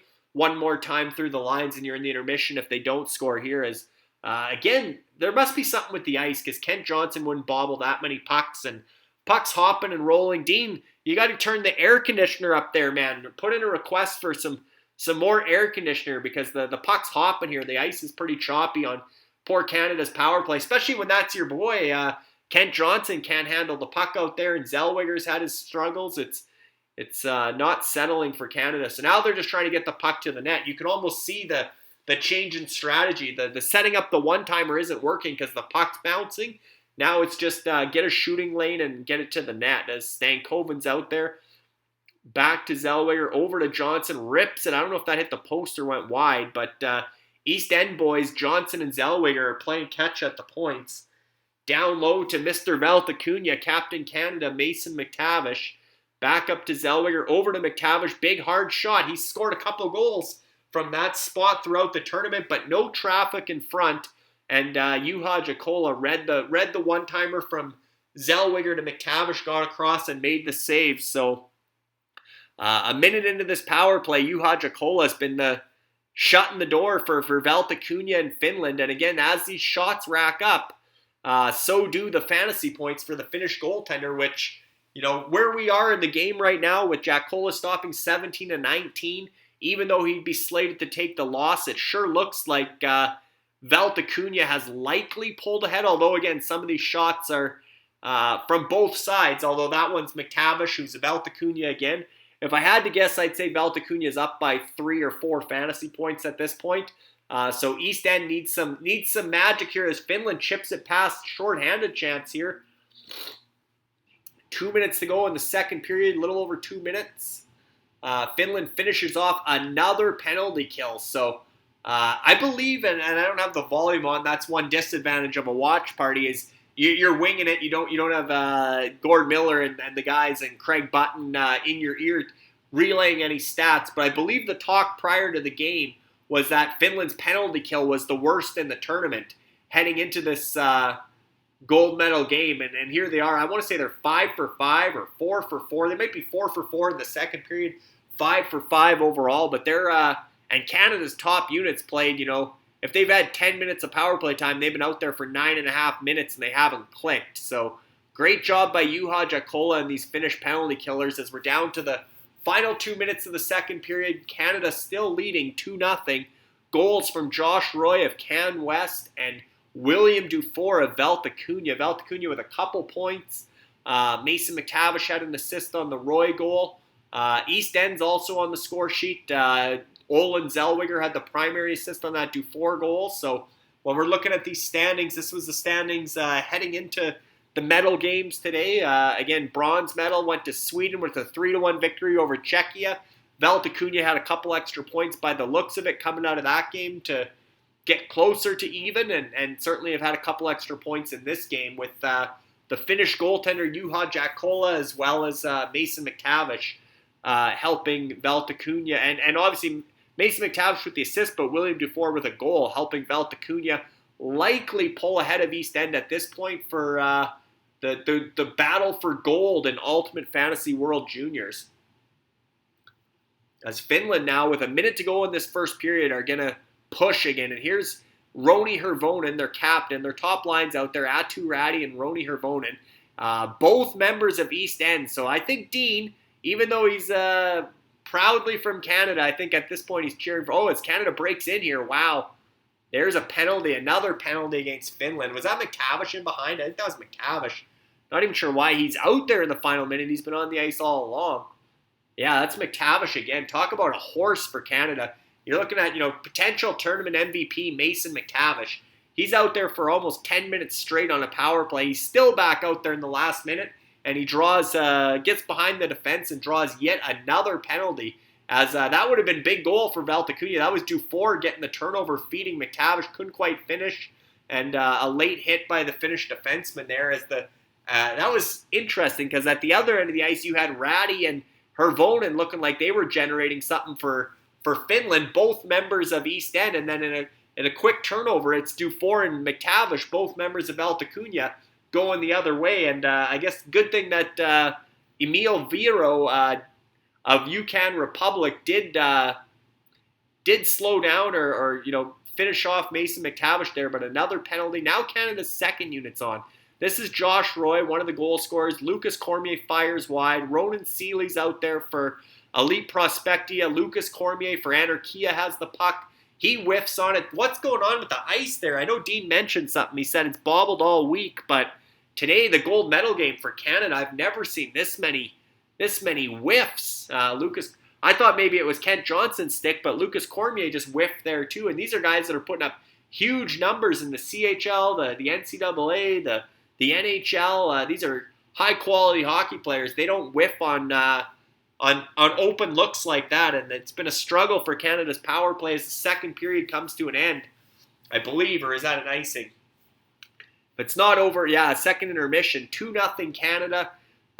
Goal in the first period from Josh Roy of Can West. Goal in the second period from William Dufour. First minute of the second period, William Dufour made it 2-0. From Olin Zellweger was the 2-0 goal in the first minute of the second period. Most of that second period was Canada on the power play, and they couldn't find a way to get it to 3-0. They'll still have a minute of power play time to start this third period, and Juha Jakola racking up the save points for Valtakunia. As Valtakunia and East End, it's gonna, who would have thought the inaugural Ultimate Fantasy World Juniors UFWJ tournament would come down to the third period of the gold medal game to determine the gold medalist in UFWJ. And again, we're not even going to know at the end of the game because we got to go into the time on ice categories and some of these other categories to really figure out who won. But again, with 6 players aside in this game and 2 aside so going into today, both sides in this matchup essentially had 10 players. In the bronze medal game, East End had 2 players from Czechia, Michael Gut and Stanislav Svozil. Valtakunia had 2 players from Sweden in Aki Stakastad and Isaac Rosen. So 2 versus 2 there. 2 from Sweden for Valtakunia, 2 from East End also had Daniel Torgerson from Sweden. My bad. They also had a Swede in Daniel Torgerson. So East End had 3 versus 2 as far as ice time goes, because again, we're always going to circle back to time on ice, because it could be down to a single point. And of course, time on ice, you need to play 20 minutes of ice time to get a full fantasy point. But of course, once you're over that 15 minutes, then you're into the 0.75 plus of fantasy point, and then each fantasy point makes a difference. But essentially, manpower-wise, East End had 12 players going today against 11, but Ridley Gregg is out for Valtakunia, out for Canada, obviously, in this gold medal game. And then, obviously, Brett Brochu's the number 3 goaltender for East End, so he's not in as well. But in this gold medal game, 6 Finns for East End and 2 Canadians. 6 Canadians and 2 Finns for Valtakunia. So even manpower, and we're heading to the third period of the gold medal game and of the UFWJ finale, where gold is still at stake, and who's going to step up and be the hero in UFWJ and maybe steal the tournament MVP award in UFWJ in the process. But can't wait to see how that shakes down. I'm just double checking player awards here, because that's always interesting as well. Something to talk about during the intermission, the second intermission. UFWJ player awards. I know I posted them in here not too long ago, so I'm just double checking before I quote myself. Where did we have that? One sec, bear with me. Player awards, MVP.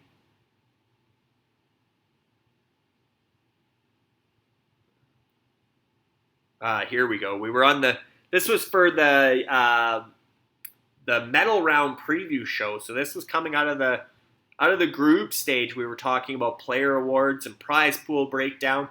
Of course, the big prize is no different than the actual World Juniors. There's a trophy at the World Juniors, but the thing everybody remembers is that gold medal around their neck. That's the big prize, and there's prize pool here as well. Score coin, the official currency of the UFFS platform, SCO score coin.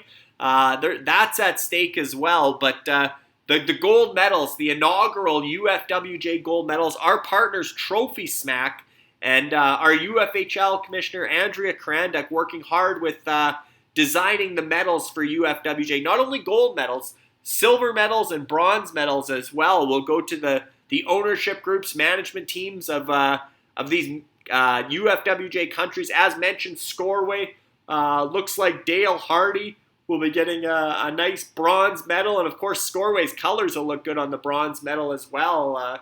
Great branding with their country, but looks like Scoreway's a lock for bronze.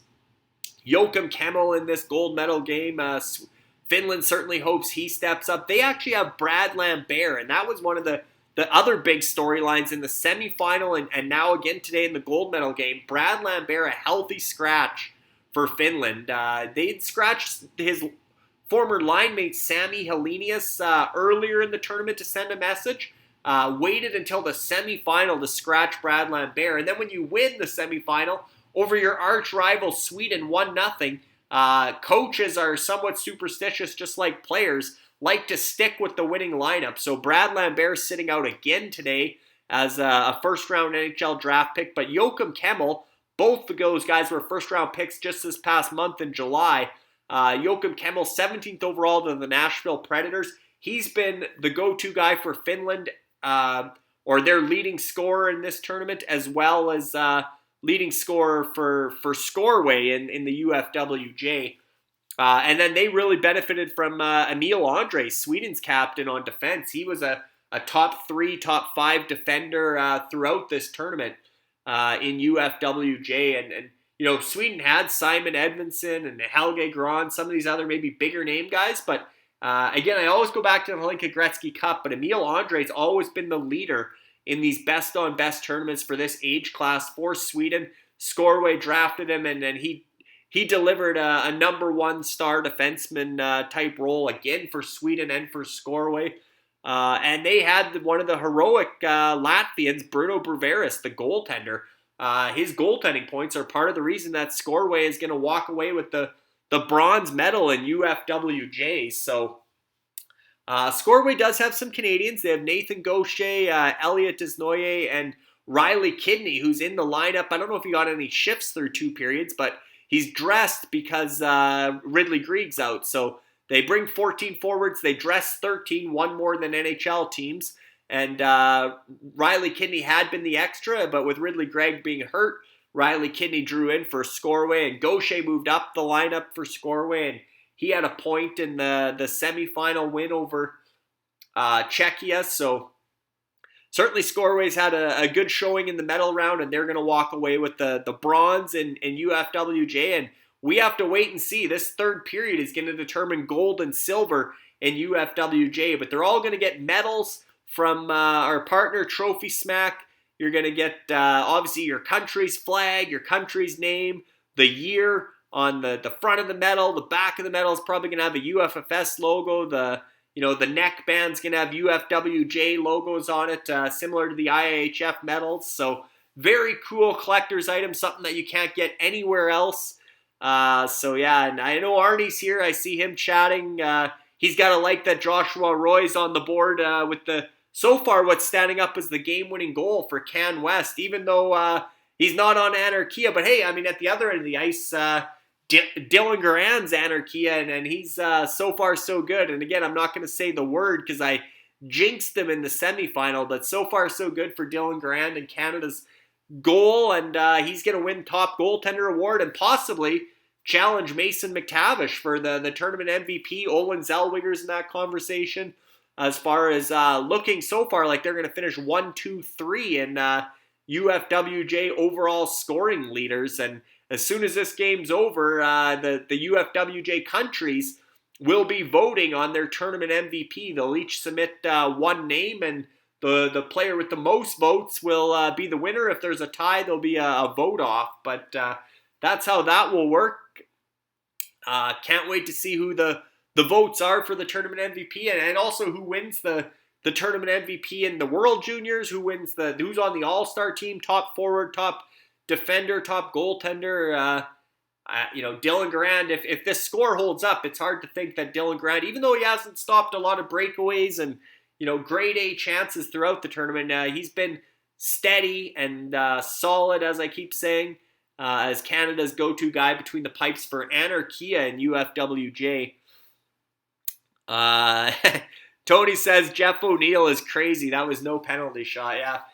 It's interesting in international hockey because they do sometimes give the soft penalty shot, but I agree, McTavish lost control of that puck.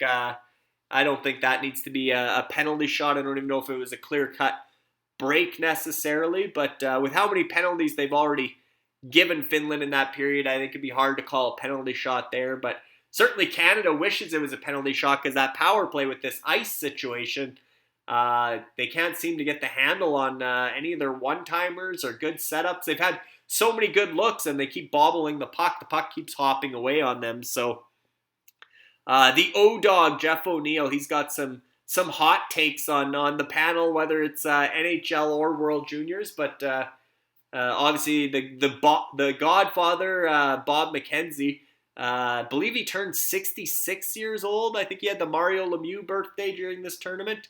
He comes out of retirement. He's at the cottage most of the time, but he makes an appearance for the World Juniors, and everybody in Canada looks to Bob McKenzie for the inside scoop, certainly draft rankings, as well as Craig Button. I mean, he's been a big part of UFFS with East End, co-owner of the East End country here, battling for gold. Craig Button in Edmonton, along with our own Dean Millard at this gold medal game live at Rogers Place. We all know who they're cheering for in the third period. Anybody with an East End jersey.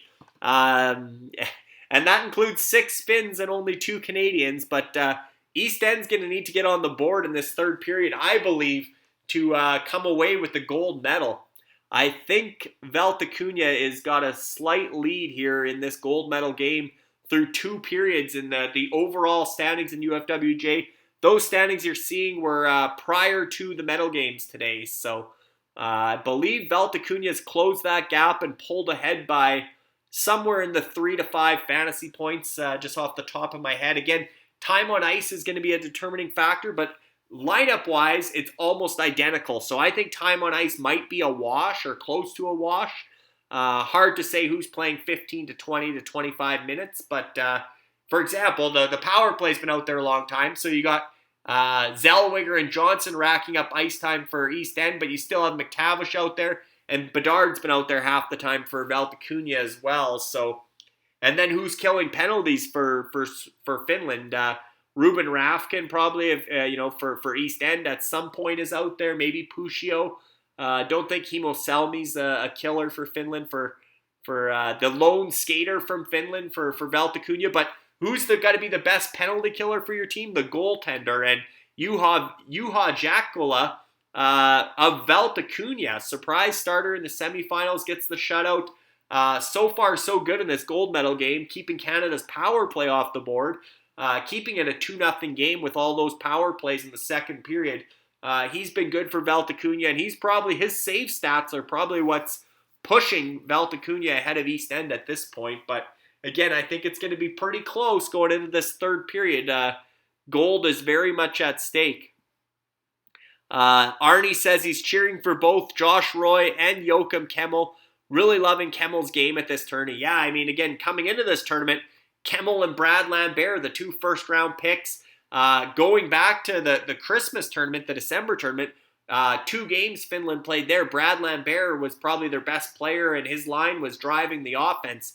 Not so much here. It's been Joachim Kemmel, their leading scorer, but it's been Kemmel with the big line. They loaded up their top line with Atu Ratti. As you see here, Kemmel's got 11 points, tied with Zellweger for second in tournament scoring, behind Mason McTavish, who's way out in front at 17 points, 8 goals, 9 assists for 17 points for Mason McTavish, 6 points ahead of Kemmel.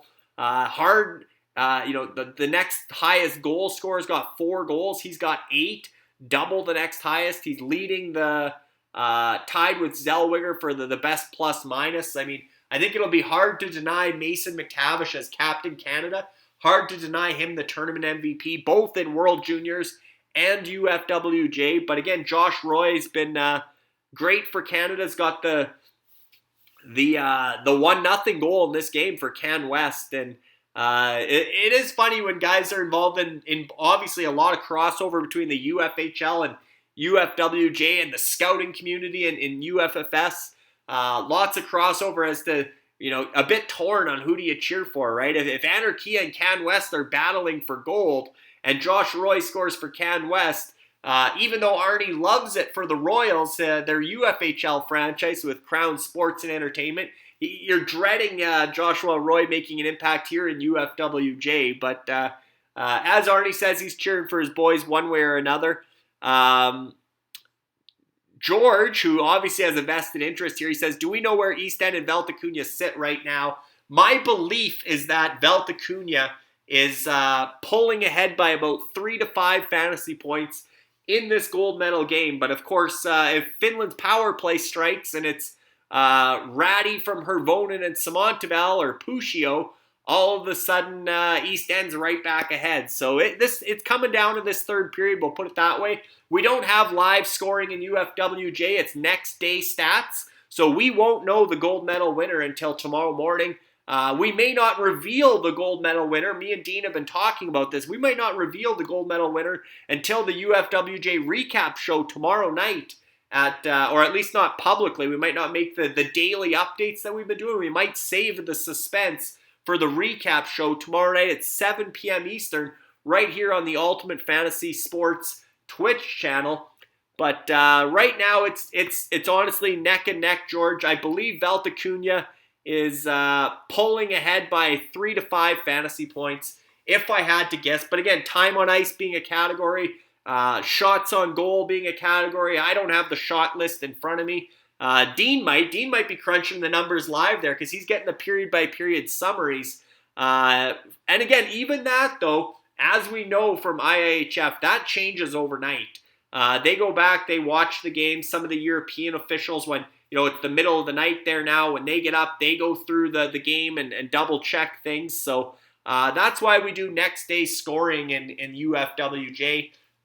Because it's a manual process. It's not automated. There is no live scoring available, through IIHF site or otherwise. They do update throughout the game, but they don't make that exportable until after the games when they have their official game summaries, usually the following day. So we will find out who wins gold tomorrow. But based on, my feel of the stats throughout the day, again, you go back to that bronze medal game. Isaac Rosen scores the GWG for Valtakunia. They also get an assist from Aki Stakastad. That's going to be, 2.5 and 3.5 is 6 fantasy points in that game. East End gets the power play goal from Michael Good is 3.5. So, you're coming in the day 7.5 or 7 points back. You gain 2.5 points out of the early game.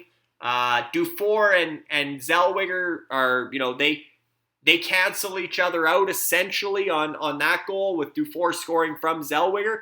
But Mason McTavish, he's probably the leading shot getter. He's probably got the most shots in this game. He also had an assist on Joshua Roy's goal. That's going to be 2.5 fantasy points. So that probably brings it back to that 2 to 3 fantasy points behind. And then you got to look at Juha Jaakkola, the hero that nobody saw coming for Valtakunia. You add up his saves at 20 plus already.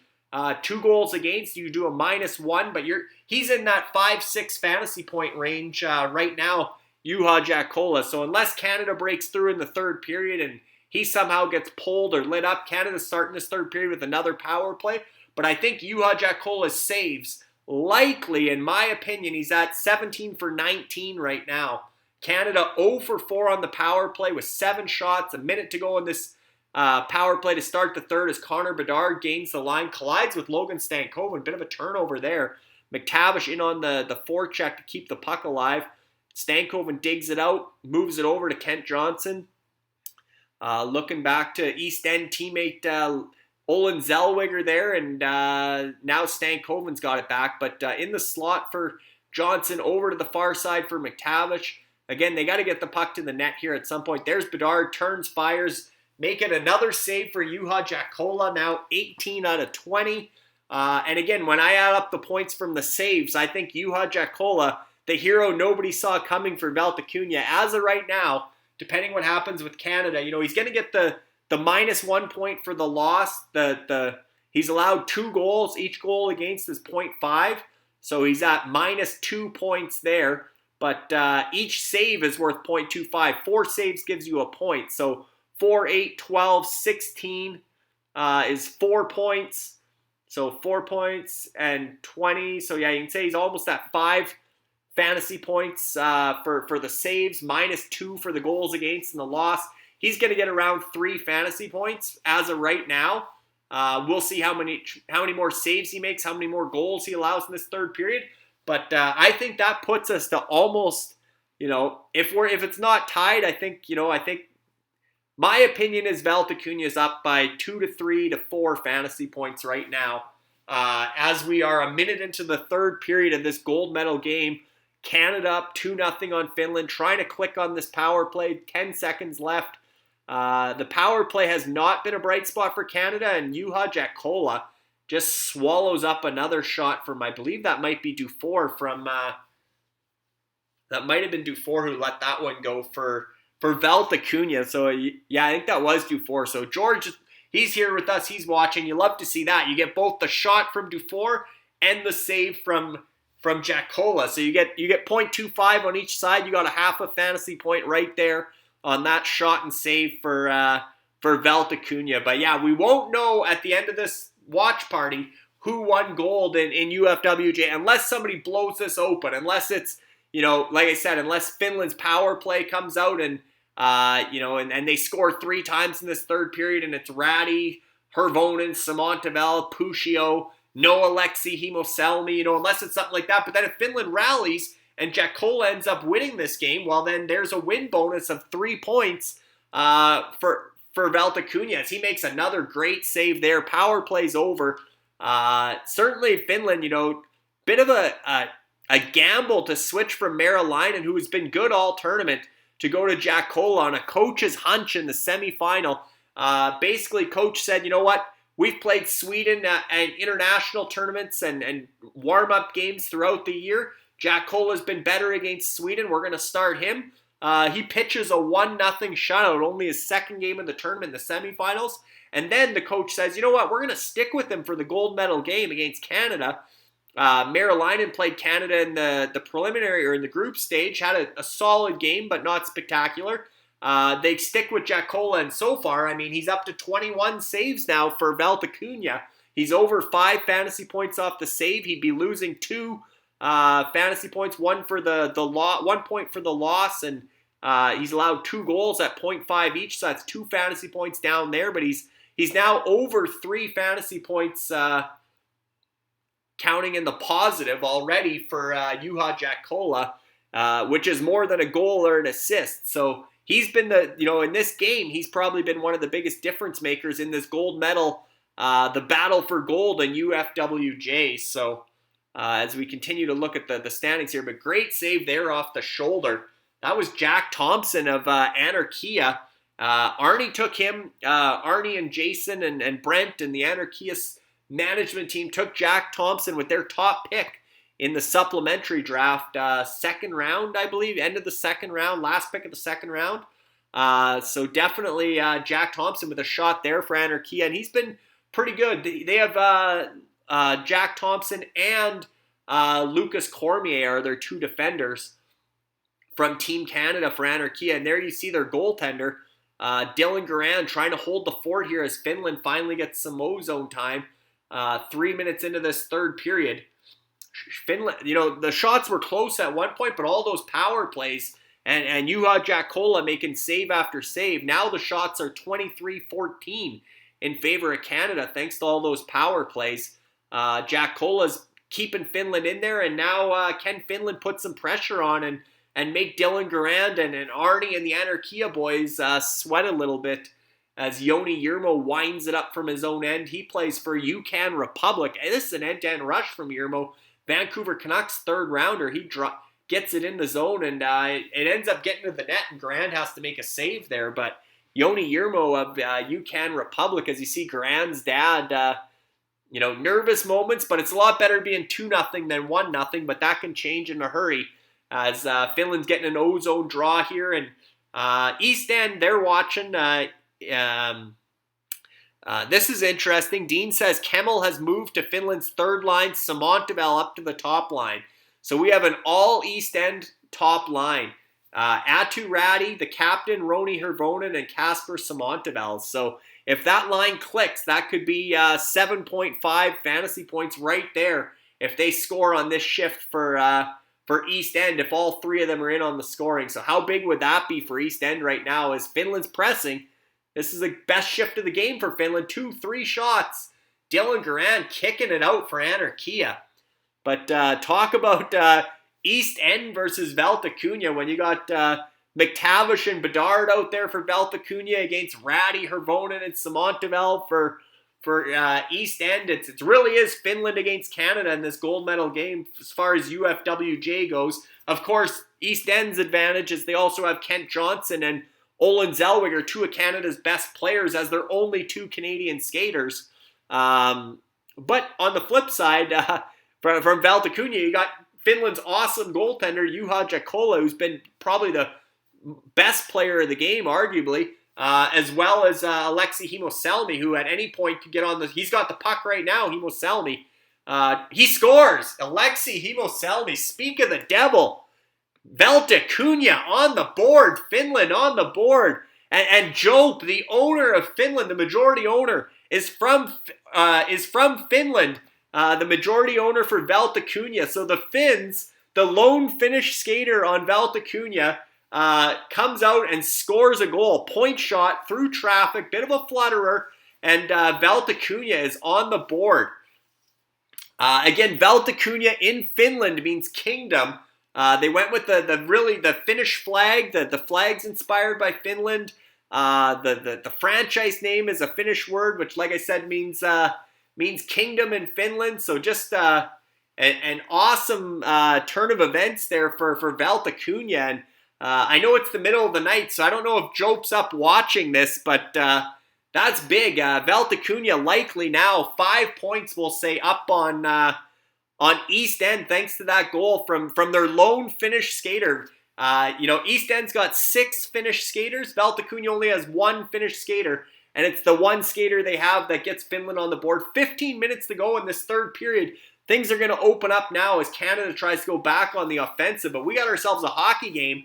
23-19 are the shots. Alexei Hemoselny of Valtakunia gets Finland on the board. Finland's killed off 5 straight power plays.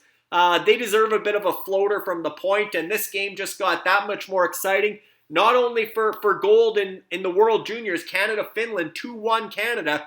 But also for gold in the Ultimate Fantasy World Juniors UFWJ, where we said it was close, and I believe Valtakunia was ahead. Well, now we know Valtakunia is ahead thanks to that goal from Hemoselny. A trade deadline. Valtakunia made 3 trades in this tournament. They wanted to win gold.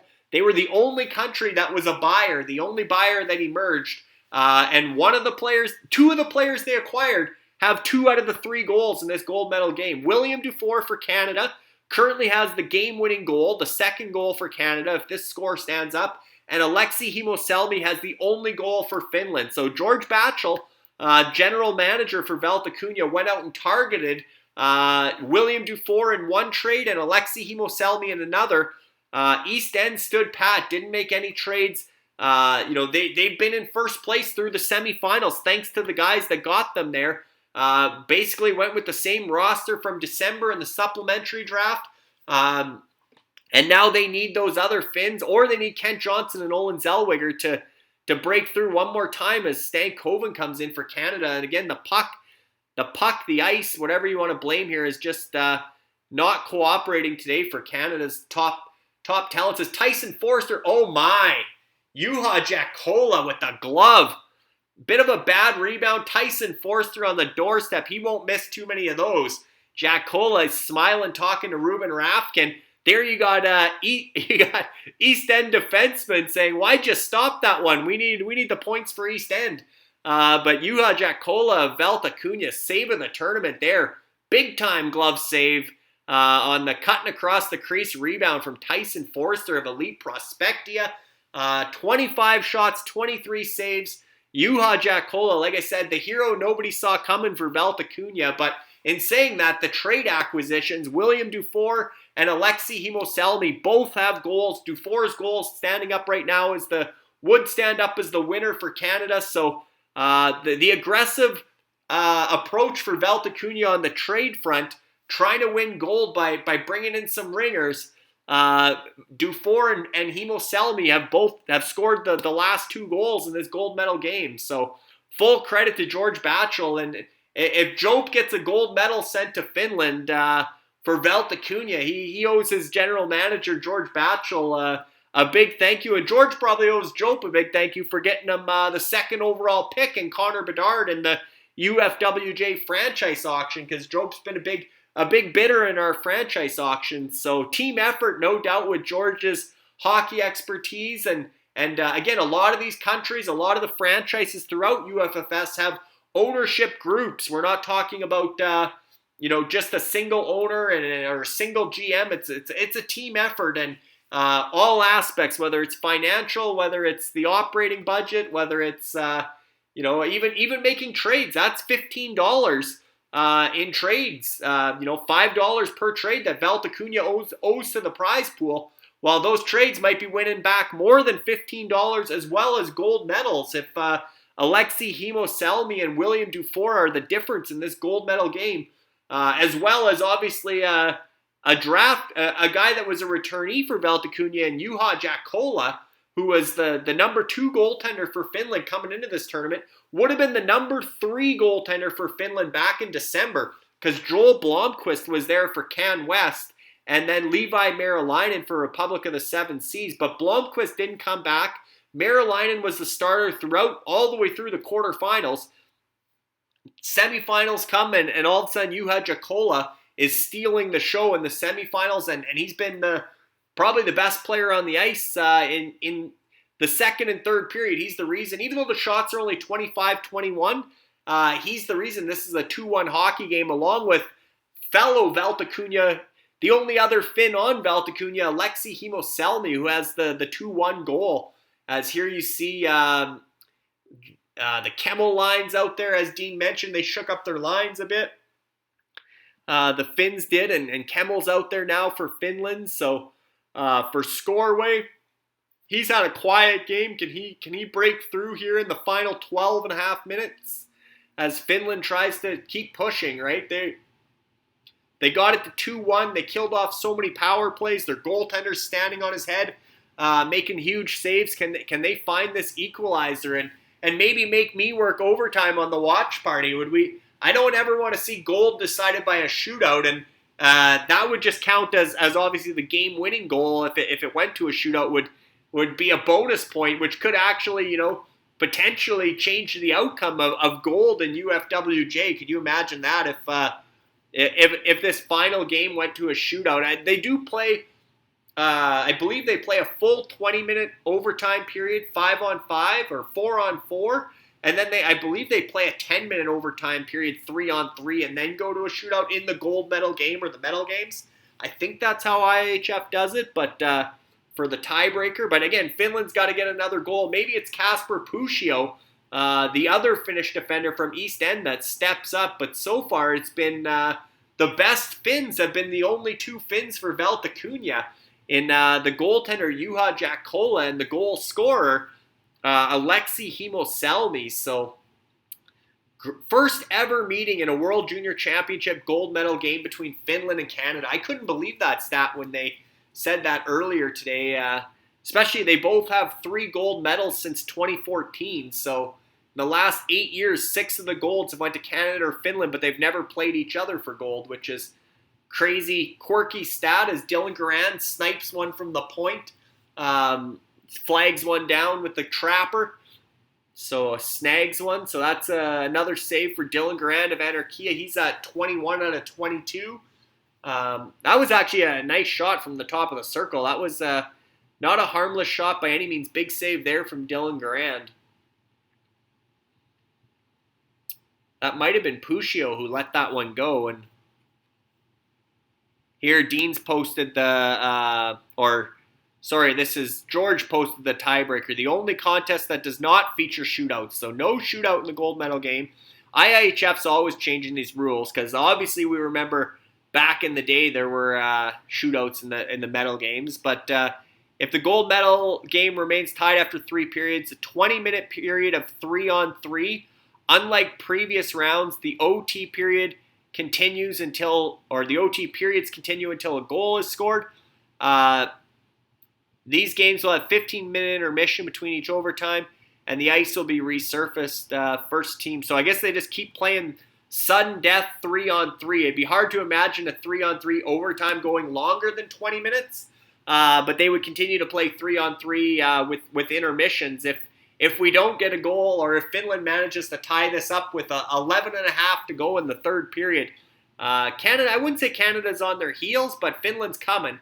And Finland just created another turnover in the offensive zone. That top line for East End is out there. We got, although Himo Selny's got the puck right now for Valtakunia, again, their only Finnish skater. He's out there with this top line with Atu Räty, who gets a shot through from the point, rebound. Oh, just missed for Roni Hervonen of East End, as East End's top line for Finland is pressing. But now it's going the other way. Olin Zellweger's got the puck leading the rush. He tees one up, goes wide. McTavish is out there for Valtakunia. But yeah, when that Räty, Hervonen, Simontavel line's out there, if that's a tic-tac-toe goal, that's 7.5 fantasy points for East End, which could easily flip things again back in favor of East End, or at least get it back to even. But then you get into a situation where if Finland wins, that's 3 extra points for Juha Jaakkola in goal. And again, the hero nobody saw coming, Juha Jaakkola. If Finland pulls this out, or even the way it is, he's probably the difference in this gold medal game for fantasy points. Again, he's getting close to the 6 fantasy points now. He's inching closer to 6 fantasy points. That makes a big difference. Sorry, closer to 5 fantasy points, but still, it's going to be, that's the equivalent of a goal and an assist. If he comes away with 5 fantasy points and a 2-1 loss, that likely is your difference maker in this battle for gold in Ultimate Fantasy World Juniors. And I know everybody's on pins and needles now. That's the go-to phrase from Dean Millard when he was watching Austria and Switzerland. I can't imagine how stressful it is being there live in the building, seeing that top line for Finland come over the boards. Räty, Hervonen, Simontavel, all members of East End. And Dean, he's proud boy from Brandon, Canadian. Oh, we got a tie hockey game. Wow, one-timer. That wasn't the East End line, but we got a one-timer. No chance for Dylan Garand there. Oh my. 2-2 with 9:14 remaining in regulation. All those power plays. Joakim Kemmel, welcome to the tournament MVP conversation for Scoreway. He's got the equalizer, ripped a one-timer past Dylan Garand. He's been Finland's best player offensively all tournament.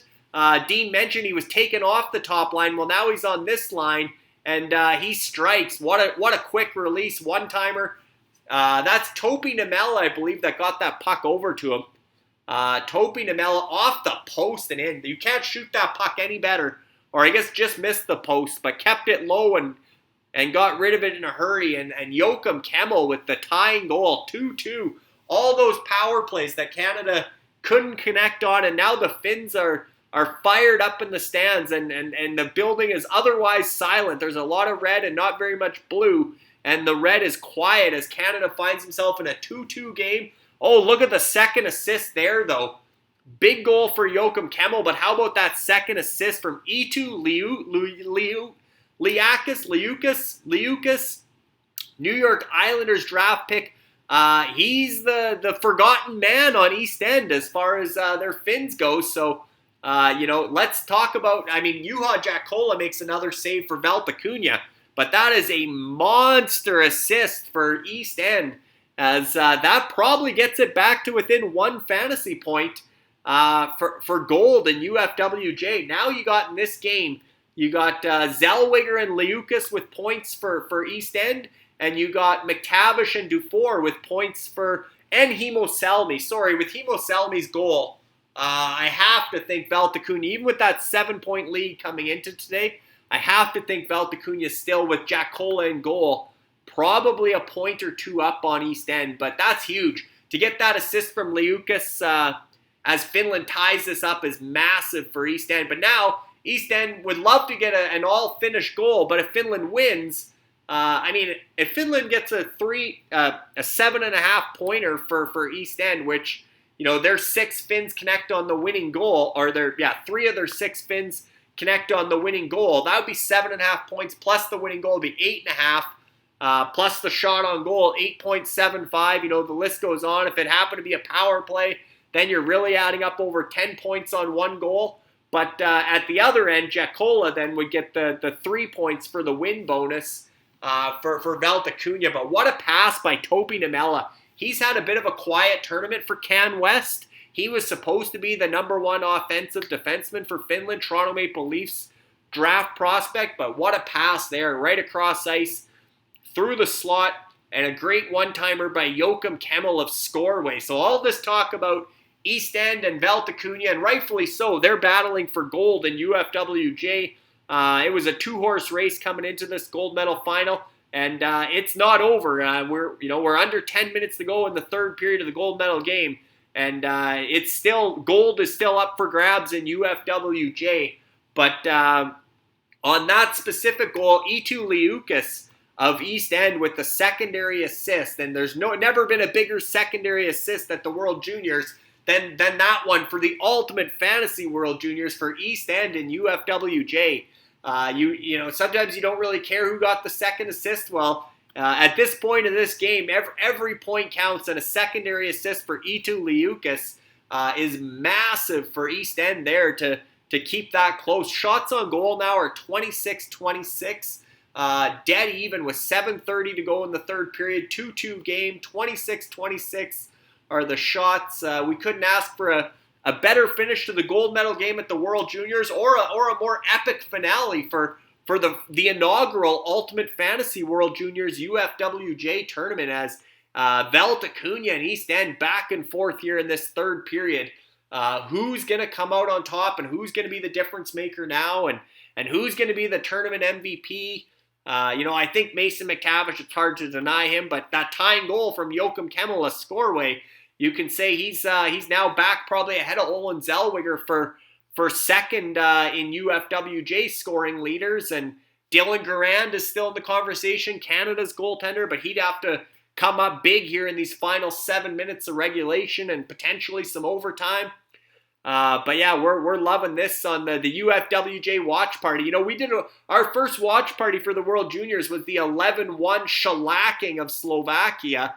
Not too entertaining. We did the Finland group stage game, as well as the semifinal against the 5-2 win yesterday over Czechia for Canada. But we really haven't had a barn burner where we've been focused on the action the entire time. We've been telling UFFS stories, looking at protected lists. Well, you're glued to the screen in this third period, tied 2-2. We're getting a penalty here. Looks like we're getting a hooking penalty. Oh my, that's going to be an offensive zone, 200-foot penalty.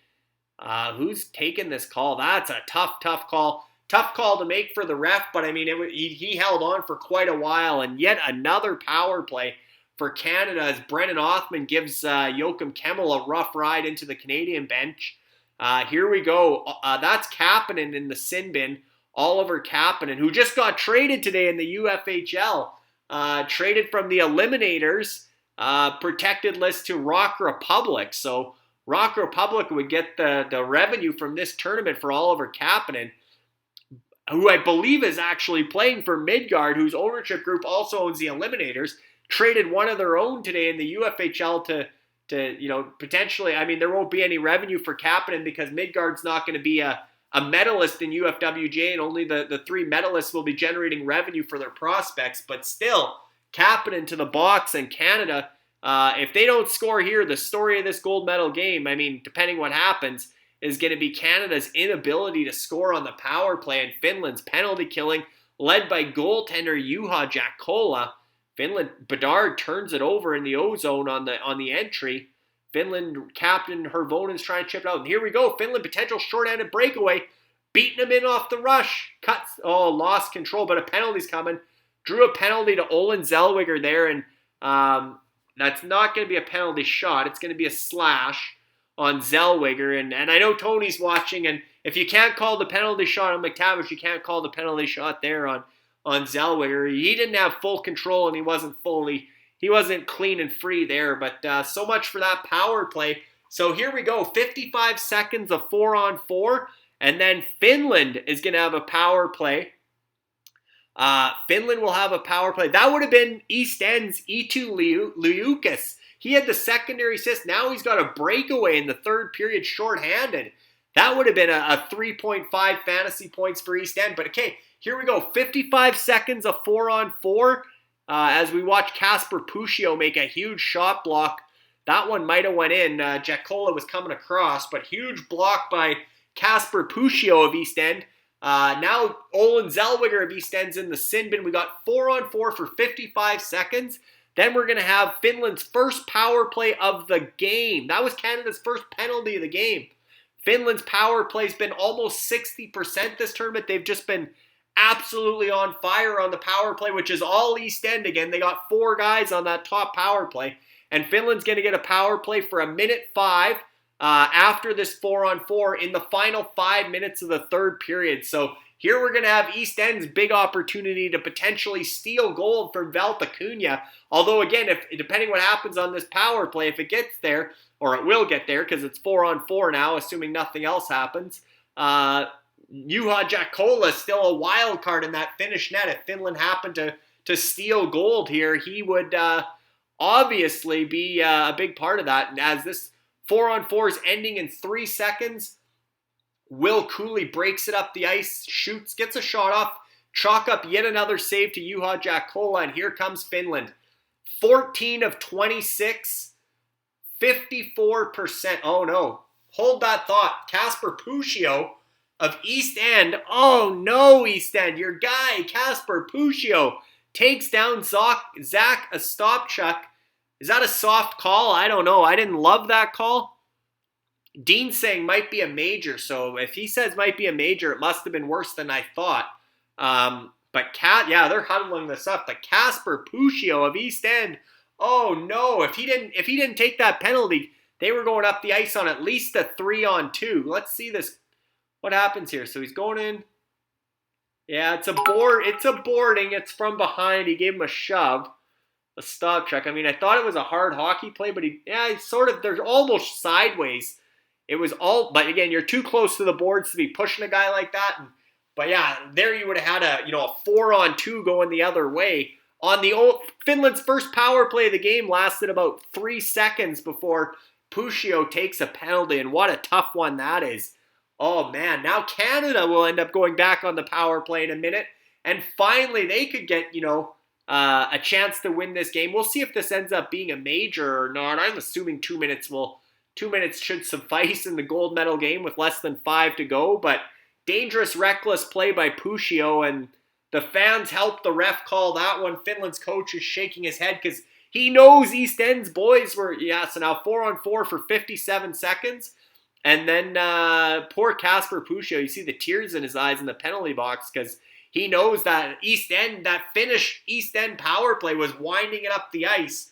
4 out of 5 guys on the ice were East End. If they could have scored that go-ahead goal on their first power play of the game, which only lasted 8 seconds, that would have been massive for not only for Finland and their fans, but for East End and all the East End fans in the building. And there are 2 there, Craig Button and Dean Millard. We got East End fans in the building at Rogers Place, the ownership group, the management team, and that's a tough one. As Dean will have to tell me, 2 minutes. Okay, because I don't have the volume on and you can't tell when the ref did that. I didn't see the 2 or the 5, but only a 2-minute penalty for Kasper Puccio. But Finland's going to have to kill off another minute and 3 seconds of power play time. And Canada, I don't know who this favors the 4-on-4, but we're getting lots of 4-on-4 in this last 10 minutes. And one of East End's go-to guys is in the sin bin, their top defenseman, Kasper Puccio. At least on the Finnish side, they're both their top defensemen are in the penalty box. Olin Zellweger is in the box for Canada, and Kasper Puccio is in the box for Finland. They're the number 1 and number 3, or possibly 1 and 2 defenders in UFWJ for fantasy points by a defenseman. They're both in the sin bin with under 5 minutes to go in the third period. As another East End defender, Ruben Rafkin sends one towards the net, but Canada 22 seconds away from going back to the power play for the, with 3 minutes to go as Lucas Cormier leads this rush for Anarchia. Gets it into, is that Nathan Gaucher from Scoreway back to McTavish. So here's McTavish looking dangerous. Power play about to start. Kent Johnson's out there for East End. He's got the puck. He works it back to Cormier because he's out there. Zellweger's out of the box. So we got 2 defensemen on this power play, Cormier and Zellweger, which is probably safe in a tie game with under 4 minutes to go. But you got Cormier from Anarchia with McTavish currently has the puck that's Kent Johnson over to East End teammate Olin Zellweger, down low to McTavish of Valtakunia. Johnson from East End taking a look over to big chance by Captain Canada, Mason McTavish of Valtakunia.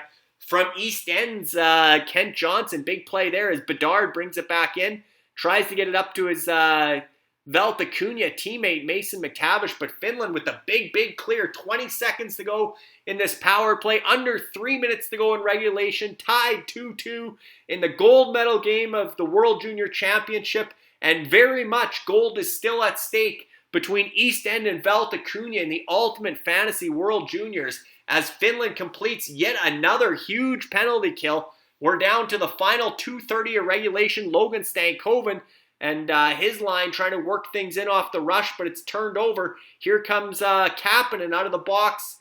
Grand has to make a fairly routine blocker save to the corner, and Canada gets the clear. But oh boy, pins and needles, Dean, pins and needles. And George, I know George is here too. We got representation from East End and Valtakunia here on the watch party, as well as inside Rogers Place. I don't know if Dean will be able to contain his excitement if his East End boys score for Finland.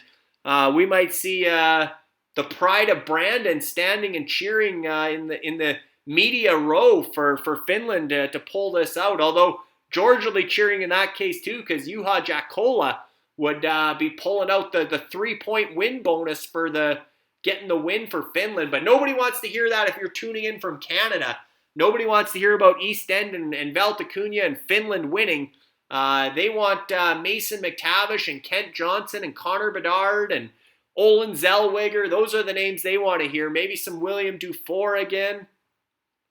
But we're into the final minute 30 here as Canada's got some ozone time. And that is Dufour working it deep for Kent Johnson. Finland with the steal, clearing the zone. That's going to be icing with 1:12 to go. So here we go. I don't know if Canada would take a timeout here. I mean, their top guys have been out there so much, again, in this 4-on-4 and power play situation. But you can see Topi Namela sucking wind as well. And all the top horses are out there with 1:12 to go. Mason McTavish is out there. Kent Johnson's out there.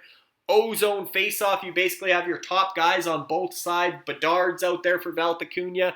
Sabrango and Jack Thompson are out there as the D pair for Canada right now. 2 defensive defensemen, Thompson's an offensive defenseman. I shouldn't say that. He's a two-way guy, but if I had to categorize him as offensive or defensive, I'd say Jack Thompson's offensive. Sudbury Wolves defenseman, Tampa Bay Lightning prospect, recently joined the UFHL's Brutes via auction. So Jack Thompson of the Brutes looking good for Anarchia as far as UFWJ goes. But Anarchia, I don't think, even if Grand wins this game, again, we're into the final 30 seconds as Josh Roy of Can West brings it back in, gets another shot. Jack Cola just keeps kicking them out. That might have been going wide, but it counts as a shot. Dean might have to go down to the official scorers there and dispute that shot. I think it was going wide, and Jack Cola stuck out the leg to make sure Valtakunia got another 0.25 fantasy points. Every save counts. So that's going to be another, now we're getting into, like I said, that 6-7 fantasy points. If they get a win, you're getting closer to 10 fantasy points for Jack Cola. The hero nobody saw coming for Valtakunia. I mean, the headline writes itself on UFWJ. If Valtakunia wins gold thanks to Juha Jack Cola, the most unlikely of heroes. Although, again, they got a goal from Alexi Hemoselny. They got a goal from William Dufour in this game. They got an assist from Captain Canada, Mason McTavish. On the other side, East End, they have an assist from Olin Zellweger, the top defender in the UFWJ tournament. They got an unlikely hero of their own, an assist from Eetu Liukas, New York Islanders, big lumbering centerman from the New York Islanders. More of a two-way guy, but he's chipped in on the score sheet with that assist. Down to 11 seconds here, face-off at center ice. Looks like I smell overtime for the Ultimate Fantasy World Juniors and the World Junior Gold Medal game. I might have to take a bit of an intermission between the third period and overtime, stretch the back out a bit from the watch party, let the voice recover as we are going to overtime. So let's do that. Let's take a brief intermission, couple-minute intermission, and we'll be back for overtime on the Ultimate Fantasy World Juniors. Another exciting UFWJ watch party. And again, here we are going to overtime, gold medal game, Canada-Finland tied 2-2, and we don't know who's won gold in the Ultimate Fantasy World Juniors. Valtakunia and East End, neck and neck, back and forth all week long, all tournament long, and throughout today, like I said, you look at that bronze medal game. Valtakunia gets an assist from Stakastad. East End comes out and scores a power play goal from Michael Goot. Minutes later, less than 2 minutes later, Valtakunia, game-winning goal from Isaac Rosen. Tonight, Valtakunia gets an assist from Mason McTavish. Then Valtakunia gets a goal from William Dufour. Well, guess who assisted it? Olin Zellweger, primary assist for East End. And then the big difference maker, Alexi Hemoselny with what gets Finland on the board, their first goal, also from Valtakunia.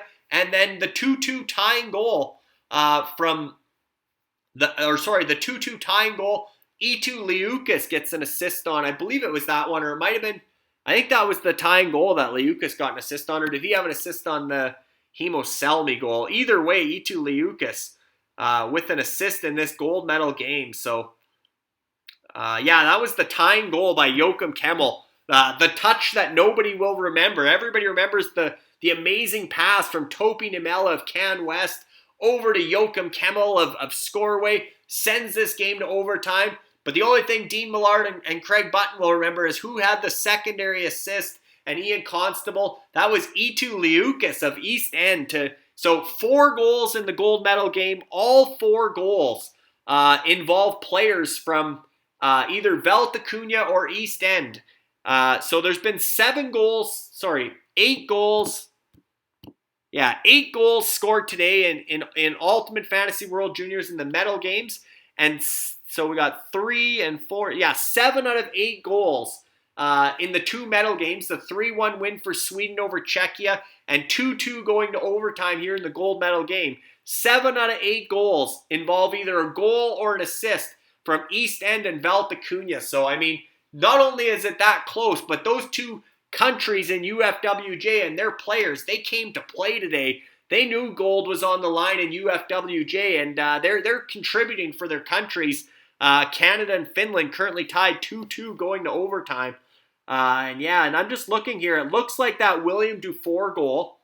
Somebody probably said it in the chat, but they, at least on my score sheet, they've added an assist there to Mason McTavish, which makes sense because when they showed McTavish's score line for tournament leading points, it looked like he had an extra assist. I thought he was 8 goals, 8 assists. They showed 8 goals, 9 assists. So McTavish has assists on both Canadian goals. So now we know for sure Valtakunia is leading they've erased that 7-point deficit. Valtakunia is probably up by about 5 points going into overtime. So you know what Dean needs? He needs either an Olin Zellweger to Kent Johnson game-winning goal, 5, 6.5 fantasy points, without, East End needs that, without any Mason McTavish action or Connor Bedard action. And that would obviously negate the potential win bonus, the 3 points for Juha Jaakkola. Or else, for Finland to come out and score the overtime winner with Ratty, Hervonen, Samontavel, Eetu Liukas, Kasper Puccio, Ruben Rafkin. Any of those guys could score, and East End would be potentially celebrating gold in UFWJ.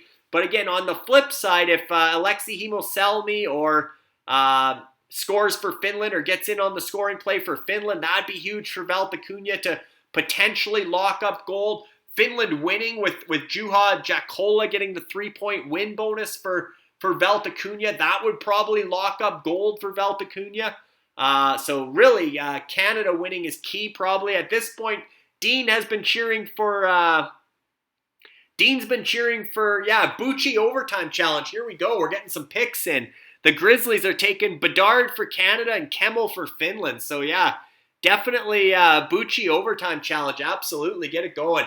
I think I would go with Atu Ratty, and I'll go Logan Stankoven. He's been around it again tonight. I was going to say Tyson Forster, but I think that line's been so good in the quarterfinals, in the semifinals, mainly in the first period of this gold medal game. But I'm going to say Logan Stankoven or Atu Ratty for the game-winning goal overtime winner. So I think I can type that in here and you guys will see that so that I can get my picks in. I believe I can enter it in the chat. So Finland, I'm going Ratty. And Canada, I'm going Stankoven. Or Stankoven. Yeah, UFF Sports says they're a bit disappointed it's not pronounced Stank Oven. Oven, but it's funny how many people put an H in there because it's actually kind of pronounced Stankhoven, but there's no H obviously, but it's often spelled with an H between the K and the O. But Logan Stankoven, now I'm saying Stank Oven, but Logan Stankoven of the Kamloops Blazers and of obviously Team Canada here going into overtime. No intermission for the watch party after all because the ice is almost flooded here and they're going to be back before we know it. So we'll keep her rolling. The back can figure out the muscle spasms later. Hopefully we don't get a double overtime. But like Dean said, 3-on-3. Looks like there might be a poll here. Oh, yeah. Will a golden goal also win the UFWJ? So I do have a way to see the poll on my end, and this is a big question. Will the golden goal also win the UFWJ? Because it could, right? Can't wait to see these poll results. Get your votes in because, as mentioned, there's 8 players per side for Valtakunia and East End, including the goaltender for Valtakunia at Finland's end. Finland winning could win the gold as well, but the potential for the golden goal to have be the difference in UFWJ gold. How cool would that be for our inaugural tournament? And there's been a lot of talk about format in UFWJ going into the winter tournament. Do the countries decide to change to mirror the actual tournament where the group stage is total points, and then there's relegation in December so that the bottom countries wouldn't play on in the medal round and their players would be redrafted into the quarterfinals, semifinal, and the medal games? Is that something that the countries want? Or because it's such a short tournament, with only 2 weeks or 12 days of hockey, is it better to just keep it total points and let the suspense go right down to the end, let every country stay in it? Because, again, from 4 to 9, we're separated by less than 35, 40 points. Going into today. So standings, there could be several medal contenders. This year, obviously the top 3 emerged kind of at the end of that at the end of the group stage, and they stayed the top 3 through the quarterfinals and the semifinals. East End and Valtakunia battling for gold. Scoreway bringing home the bronze. But yeah, definitely interesting to see. So far, I can tell you that will a golden goal also win the UFWJ? Yes is the winning response so far. So that would be amazing to see. The fact that here we are going into overtime in the World Junior Gold Medal game. Canada and Finland tied 2-2. And East End and Valtakunia are nearly tied. I think Valtakunia is ahead by a few points. And depending what happens with UFWJ getting the win bonus or getting a goal against, which would be minus 0.5 fantasy points. And the loss would be, a 1. So just focus on UFWJ. If Finland wins, he gets 3 fantasy points for the win bonus. If Finland loses, he gets a minus 1.5 fantasy points for giving up a goal, 0.5 minus, and a loss would give him a minus 1. So, and I believe, in UFHL scoring system, an overtime and a shootout loss is less. I think you still get a positive 0.5 fantasy points in UFHL for an overtime loss or a shootout loss, whereas you get a minus if it's regulation. Here in UFWJ, a loss is a loss, whether it's regulation, overtime, or shootout. It's still a minus 1. So that's quite the swing. If Finland wins, 3 extra fantasy points for Valtakunia. Barring a 3 Valtakunia or 3 East End players connecting on the winning goal. That win bonus might be enough to lock up gold for Valtakunia. Whereas if Canada wins, minus 1.5 fantasy points, that probably brings, that would bring, Jakola back into that 5 points range instead of the 10-point range. That's a big swing of, it's 3 points or 1.5 points, but it's really 4.5 fantasy points swinging. It's going to go minus 1.5 instead of plus 3. So it'll make a big difference for Valtakunia's surprise goaltender, Juha Jakola.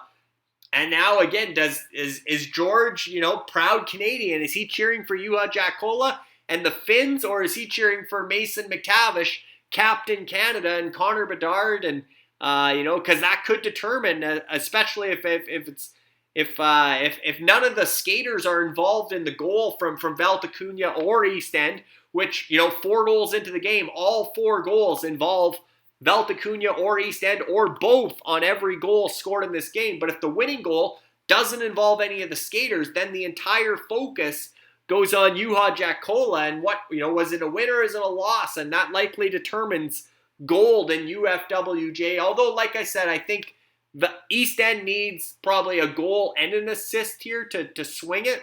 I think Valtakunia is probably ahead by somewhere between 3 and 5 fantasy points. So if either way, I think on the winning scoring play, because again, we're not going to a shootout. It's going to be sudden death 3-on-3, which is, one thing we've talked a lot about, guys, is Dylan Garand. He's been solid all tournament. He hasn't faced many breakaways. He hasn't faced many 2-on-1s. He hasn't faced, like Joachim Kemmel's goal was a point-blank shot, but he hasn't had a lot of those. And now in overtime, Dylan Garand, unless Canada goes down and scores on the first 30 seconds off the opening draw, but if this becomes run and gun, this is where Dylan Garand is going to get tested, because he hasn't been tested with odd man rushes and breakaways throughout the entire tournament. He may have faced 1 or 2, and I know he let in the breakaway goal to Martin Raisavi of Czechia in the group stage game, but I can't think of too many other breakaway saves or 2-on-1 saves that Garand has had to make for Anarchia and Canada. So depending how this overtime goes, very interesting goaltending matchup. And again, Anarchia likely won't be able to close the gap on Scoreway. They're too far back even if Garand wins. But they could potentially, they're only 6 points back of Republic of the Seven Seas, who got some goaltending points from Thomas Sichanik in the 3-1 loss for Czechia earlier today. But and Yuri Kulich was shooting the lights out in that game. He must have had 10 shots on goal. So he also plays for Republic of the Seven Seas. He'll be a returnee in the December tournament.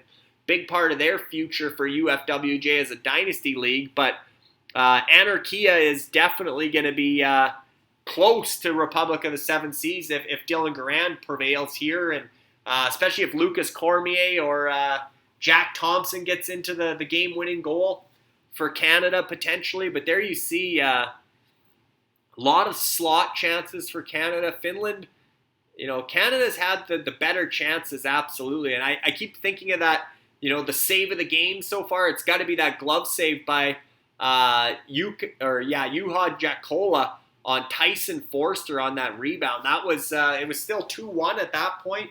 That gave Finland that chance to get that equalizer off the stick of their ringer, and Joakim Kemmel with a great feed from Topi Niemela to force overtime. But the downfall for Canada in this game has been the power play. They haven't been able to score in the power play. And speak of the devil, there's that awesome glove save by Juha Jaakkola off of Tyson Forster, and then that huge block off of, I believe that was Johnson with the one-timer, but huge block by Kasper Puccio of East End.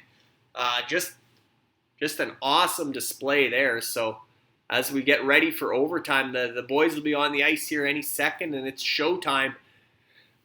Puck's about to drop on overtime of the gold medal game at the World Junior Championship. And as mentioned, we're this far into the gold medal game, and gold is still potentially at stake in Ultimate Fantasy World Juniors.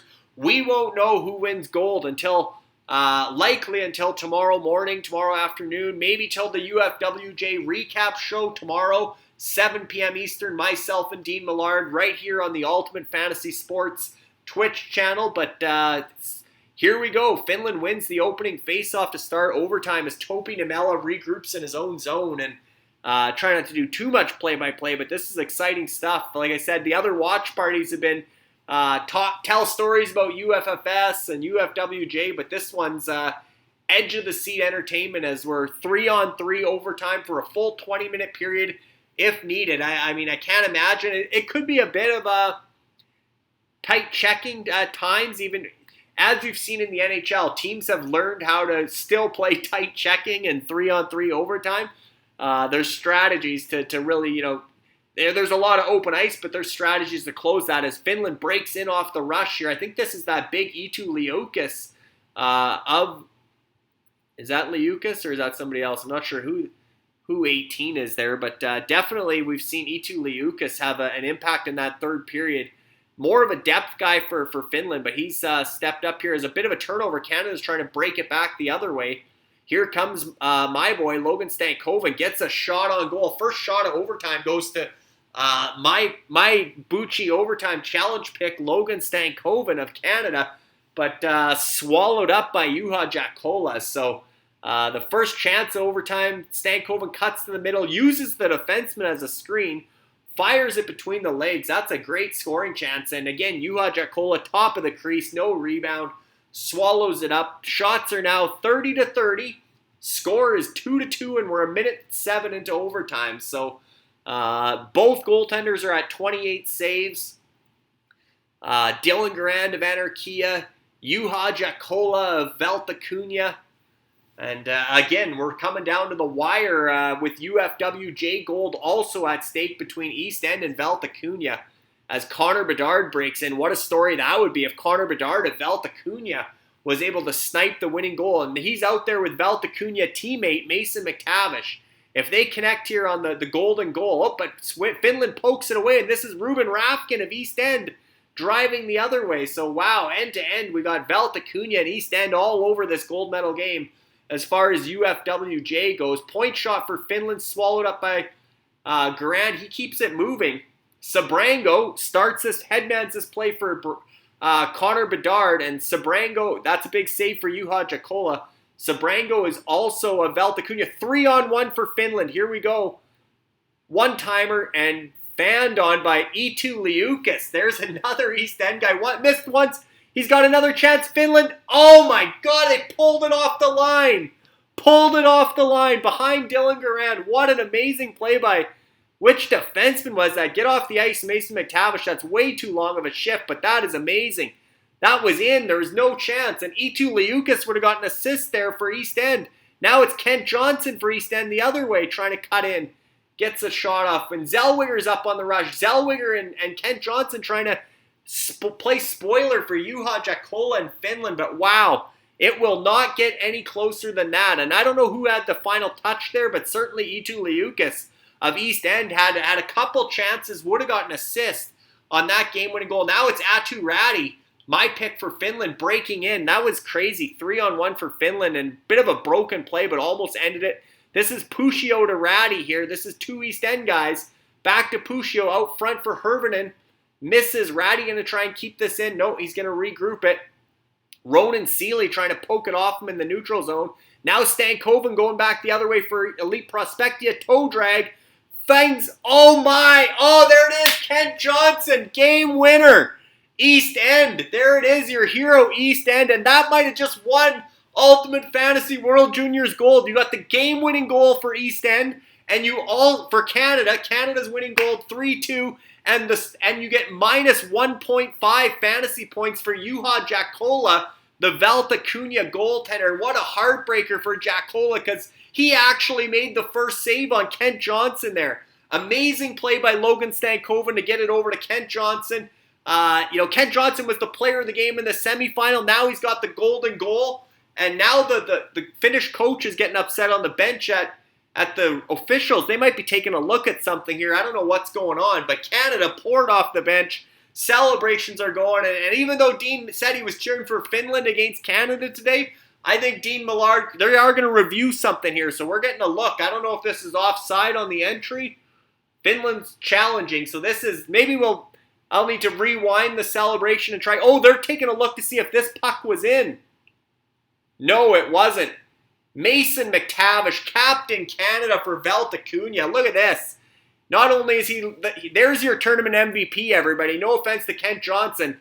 Kent Johnson had an amazing game-winning goal, the golden goal, but your tournament MVP is the guy who pulls this off the line. Captain Canada, Mason McTavish, leads the tournament in scoring for Valtakunia and prevents the golden goal at one end. What an amazing play by Captain Canada, Mason McTavish. That is unbelievable. Right on the line, no goal. Canada wins 3-2 in overtime. Kent Johnson of East End. So this is interesting because if Finland... Okay, now this gets even more interesting. What if that goal went in? What if Mason McTavish didn't stop that? Yes, Eetu Liukas would have got a 2.5 fantasy points for the assist for East End. He was in on that play.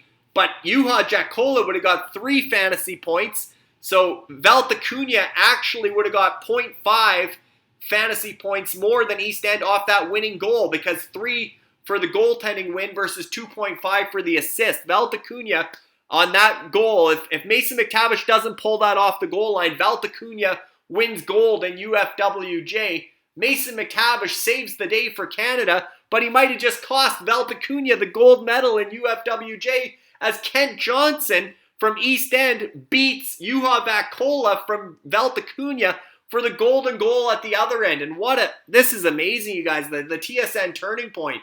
Mason McTavish might have just saved Canada the gold and cost Valtakunia the gold all at the same time. And again, this is 2.5 fantasy points for Kent Johnson with the goal, but it's also minus 1.5 fantasy points for Juha Jakola, giving up the game-winning goal, minus 0.5, and taking the loss, minus 1. So that's a 4-point swing in UFWJ scoring. You get 2.5, that's 5-point swing.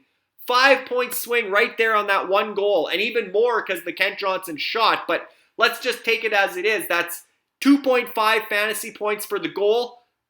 Game-winning goal is 1 bonus point, so it's 3.5 fantasy points for Kent Johnson, and minus 1.5 fantasy points for Juha Jakola, the unlucky loser there. So 1.5 and 3.5 is 5 fantasy points. That's swung by 5 fantasy points in favor of East End. If Mason McTavish doesn't save that goal at the other end, it's 0.5 fantasy points in favor of Valtakunia. Instead, it goes the other way, and it's 5 fantasy points in favor of East End. So, wow, what a turning point that was in the finale for for Ultimate Fantasy World Juniors, you guys. You'll never see a more crazy finish to a watch party on the Ultimate Fantasy Sports Twitch channel. Holy, edge of the seat excitement. And again, we won't know officially until time on ice is calculated, shots on goal are calculated, but just based on counting stats, it looks like Mason McTavish saved Canada, and at the same time, who plays for Valtakunia, Valtakunia's go-to guy who's going to win tournament MVP, probably both in Ultimate Fantasy World Juniors and the World Junior Championship Tournament. I'd be shocked if he isn't the MVP in both. But Mason McTavish just saved the day for Canada and potentially cost Valtakunia the gold medal all in the same couple second sequence. So end-to-end action. Ken Johnson of East End, the golden goal, your overtime hero, game-winning goal. I haven't seen Dean Millard here in the chat. He must be down on the ice celebrating with Ken Johnson and Olin Zellweger and all the East End boys as Mason McTavish is the first to get interviewed, Captain Canada, and that play at the end. McTavish has scored some big goals in his career, but that save probably stands out as one of the highlights of his career so far. So that will be, there it is again. I'd say that'll be shown on replays over and over and over. But McTavish keeping the puck out with a little help from Valtakunia teammate Connor Bedard. The two guys combining to keep that puck out were, even Bedard, I don't think Bedard ever touched it, but just the wind of his stick blade, the wind off that was probably helping it spin it away from the line, and McTavish clears it off the line. Valtakunia saves the day at one end, and East End likely, potentially steals gold at the other end. So this is a absolutely stunning, amazing finish to the UFWJ tournament. And Dean says, strange that Puccio's named top D. Zellweger and Andre were on the All-Star team. Yeah, that's sometimes the voting and the way that goes, because I think the IHF electorate does the voting for the player awards, and the media does the voting for the All-Star team, I believe, is maybe the way that works. Or actually, I think the media gets the vote on all that. So, yeah, that's interesting, though. That's a good point. Yeah, media does All-Star and IHF does player awards. So, yeah, so just two different people doing the award voting there. But Puccio of East End gets the top defenseman award, and Zellweger, also of East End, along with Emile Andre of Scoreway, end up as the two defensemen on the All-Star team for the tournament. But great showings from all three of those defenders. There you see Valtakunia's Alexi Himoselmi, player of the game for Finland. He got them on the board, scored the 2-1 goal. And here comes Mason McTavish. Looks like they're giving him the player of the game for Team Canada. He assisted on both goals in regulation, and he saved the day in overtime. So even though Kent Johnson had the golden goal, for East End, it's Valtakunia's Captain Canada, Mason McTavish, steps up as player of the game for saving the day. And like I said, you save the day at one end for Canada, and at the same time, it likely, possibly, potentially, we won't know until tomorrow, but that save combined with Kent Johnson, anybody but Kent Johnson, but East End's guy gets the overtime winning goal for the bonus point for the game-winning goal as well. It's very likely that those combination of events took the gold away from Valtakunia and handed it back to East End. But we won't know until the dust settles tomorrow on the official IIHF scoring. But yeah, this is going to be a nail-biter. I don't know how much sleep, Dean and Ian and Craig from East End, or George and Kevin and Joe from Valtakunia, who going to be a pretty sleepless night now, to pins and needles, as Dean says, to wait and find out who's going to walk away with the inaugural gold in Ultimate Fantasy World Juniors. But, I mean, you could not script a better debut tournament for and much long-awaited tournament. We had a great thing going in December, and it got canceled, and that was devastating. Now we get it back, and we get a golden goal in the actual World Juniors. May have just determined gold in the Ultimate Fantasy World Juniors. So it doesn't get any better than this. And like I said, now do you want to go to a relegation system and a redraft after the group stage? And quarterfinal, semifinal, medal game redraft, or do you want to, or I guess just quarterfinal, semifinal, and then you'd have those players for the semis and the medal games after the quarterfinals. But still, do you want to go to that system, or is it more exciting to go start to finish with the guys that got you there? You know, especially with the trade deadline after the group stage. You know, if you have the trade deadline and a playoff draft, I don't know if that makes sense in such a short tournament, or do you just let the chips fall where they may with no leasing within the tournament? It's the guys you drafted, the guys you acquired via trade, and see how the chips fall. And like I said, Alexei Hemoselny and William Dufour both scored in the gold medal game as trade acquisitions for Valtakunia. Their goaltender came out of nowhere. Juha Jaakkola made an amazing save on Tyson Forster in the third period, and an even better save on the first shot by Kent Johnson there on that deke. He stopped him, but Johnson cleaned up his own rebound. But, you know, Valtakunia pulled out all the stops for gold.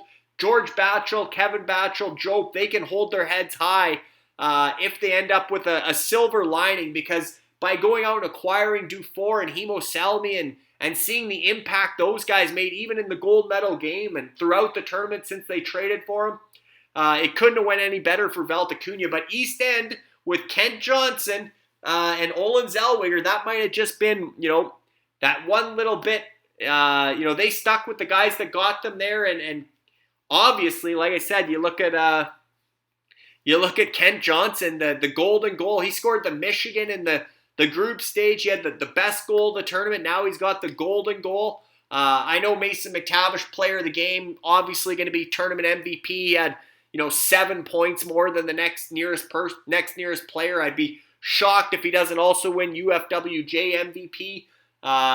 You know, Joakim Kemmel had an awesome tournament for Finland. If he scored the overtime winner, then maybe we're starting to talk about Joakim Kemmel being the tournament MVP. But McTavish, the fact he stopped that one on the line and all the points he had, you know, 7 points more than he had 18 points. The next best were Zellweger and Kemmel at 11, or might have been Kemmel at 12, I guess. So still, you know, 5, 6, 7 more points, 6 more points for McTavish when you do the math. Hard to deny him tournament MVP, both in WJC and UFWJ, as a little bit of a struggle there putting the silver medal on, but a great showing for Finland. They can hold their heads high. That was a great comeback from 2-0 down. Great penalty killing throughout, although the bad ice conditions seem to be helping them. And there you see the embrace between the coaches and mutual respect. That was a great gold medal game, a great showing for Finland.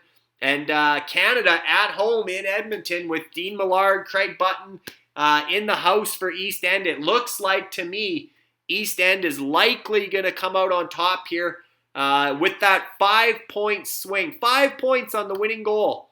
3.5 points up, 1.5 point down for Valtakunia. East End 3.5 points up, Valtakunia 1.5 point down. Combined swing of 5 points with Kent Johnson getting that overtime winner. And Logan Stankoven so far, Dean, correct me if I'm wrong if you're still here, it looks like Logan Stankoven of Elite Prospectia got the only assist on that winning goal. You know, if something happened that Donovan Sabrango was in on that winning goal, or any of the other East End Team Canada players, then all of a sudden, any of the other Valtakunia players from Team Canada, and they had 6 Team Canada players. So far, none of them have been giving a secondary assist, but we know Logan Stankoven had the great play to set up Kent Johnson. If they add a secondary assist, and that goes to one of 6 Valtakunia players on Team Canada, we might have a coin flip for gold come tomorrow morning. That's how close it'll be. And even in this loss, Juha Jaakkola is going to still get 5 fantasy points. But now you got Kent Johnson. I don't know, guys. This is going to be absolutely close. This might be, when we do the totals, and I mean, there's no way we can have a tie. I mean, I guess if we do, we get 2 gold medals, or maybe Dean and George have to arm wrestle for gold, or I don't know what we make them do if it somehow was a tie. But I don't think it's going to be a tie. I think East End pulls it out by the slightest of margins, but I'm not sure. Honestly, with Mason McTavish having the 2 assists, Dufour having a goal, Hemoselny having a goal, Jaakkola playing great in goal for Finland, he's still going to get at least 4, if not 5 fantasy points. I don't know, guys. This is.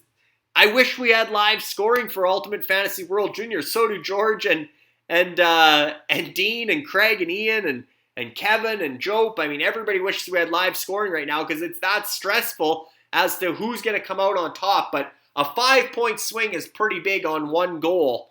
And again, if Mason McTavish doesn't pull that off the line, Valtakunia is absolutely celebrating right now with that Jack Cola win bonus. And even though Eetu Liukas was getting an assist on that goal, it would have been a 0.5 up for Valtakunia. And Valtakunia was leading going into overtime. So they would have been 0.5 up with 3 points for the win, offset by 2.5 points for the assist. Valtakunia would have definitely won gold if Mason McTavish didn't pull that off the line. Now we got to sleep on it because it swings 5 fantasy points at the other end of the ice with Kent Johnson getting the winner and Juha Jaakkola taking the loss and the goal against on the golden goal. And not only scoring a goal, but getting the game-winning goal, the 1-point bonus there for Kent Johnson. So as Canada starts to get their gold medals here, the finale, the epic finale to Ultimate Fantasy World Juniors, we're 4 hours in almost, or over 3 hours into the watch party, and here comes Coach Dave Cameron for his gold medal. And although Canada's top power play unit never scored today, I loved what the coaching staff did, what Dave Cameron did.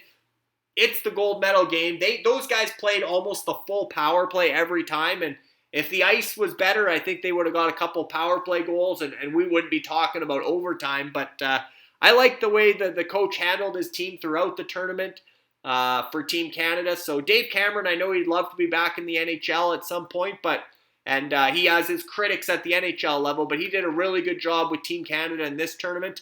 I wouldn't say the games passed him by or he can't relate to today's player, because I think he did a very good job, as well as the leadership group with Kent Johnson and the captain Mason McTavish and Dylan Garand giving a lot of confidence back there in goal. He gets top goaltender award of the tournament for Anarchia.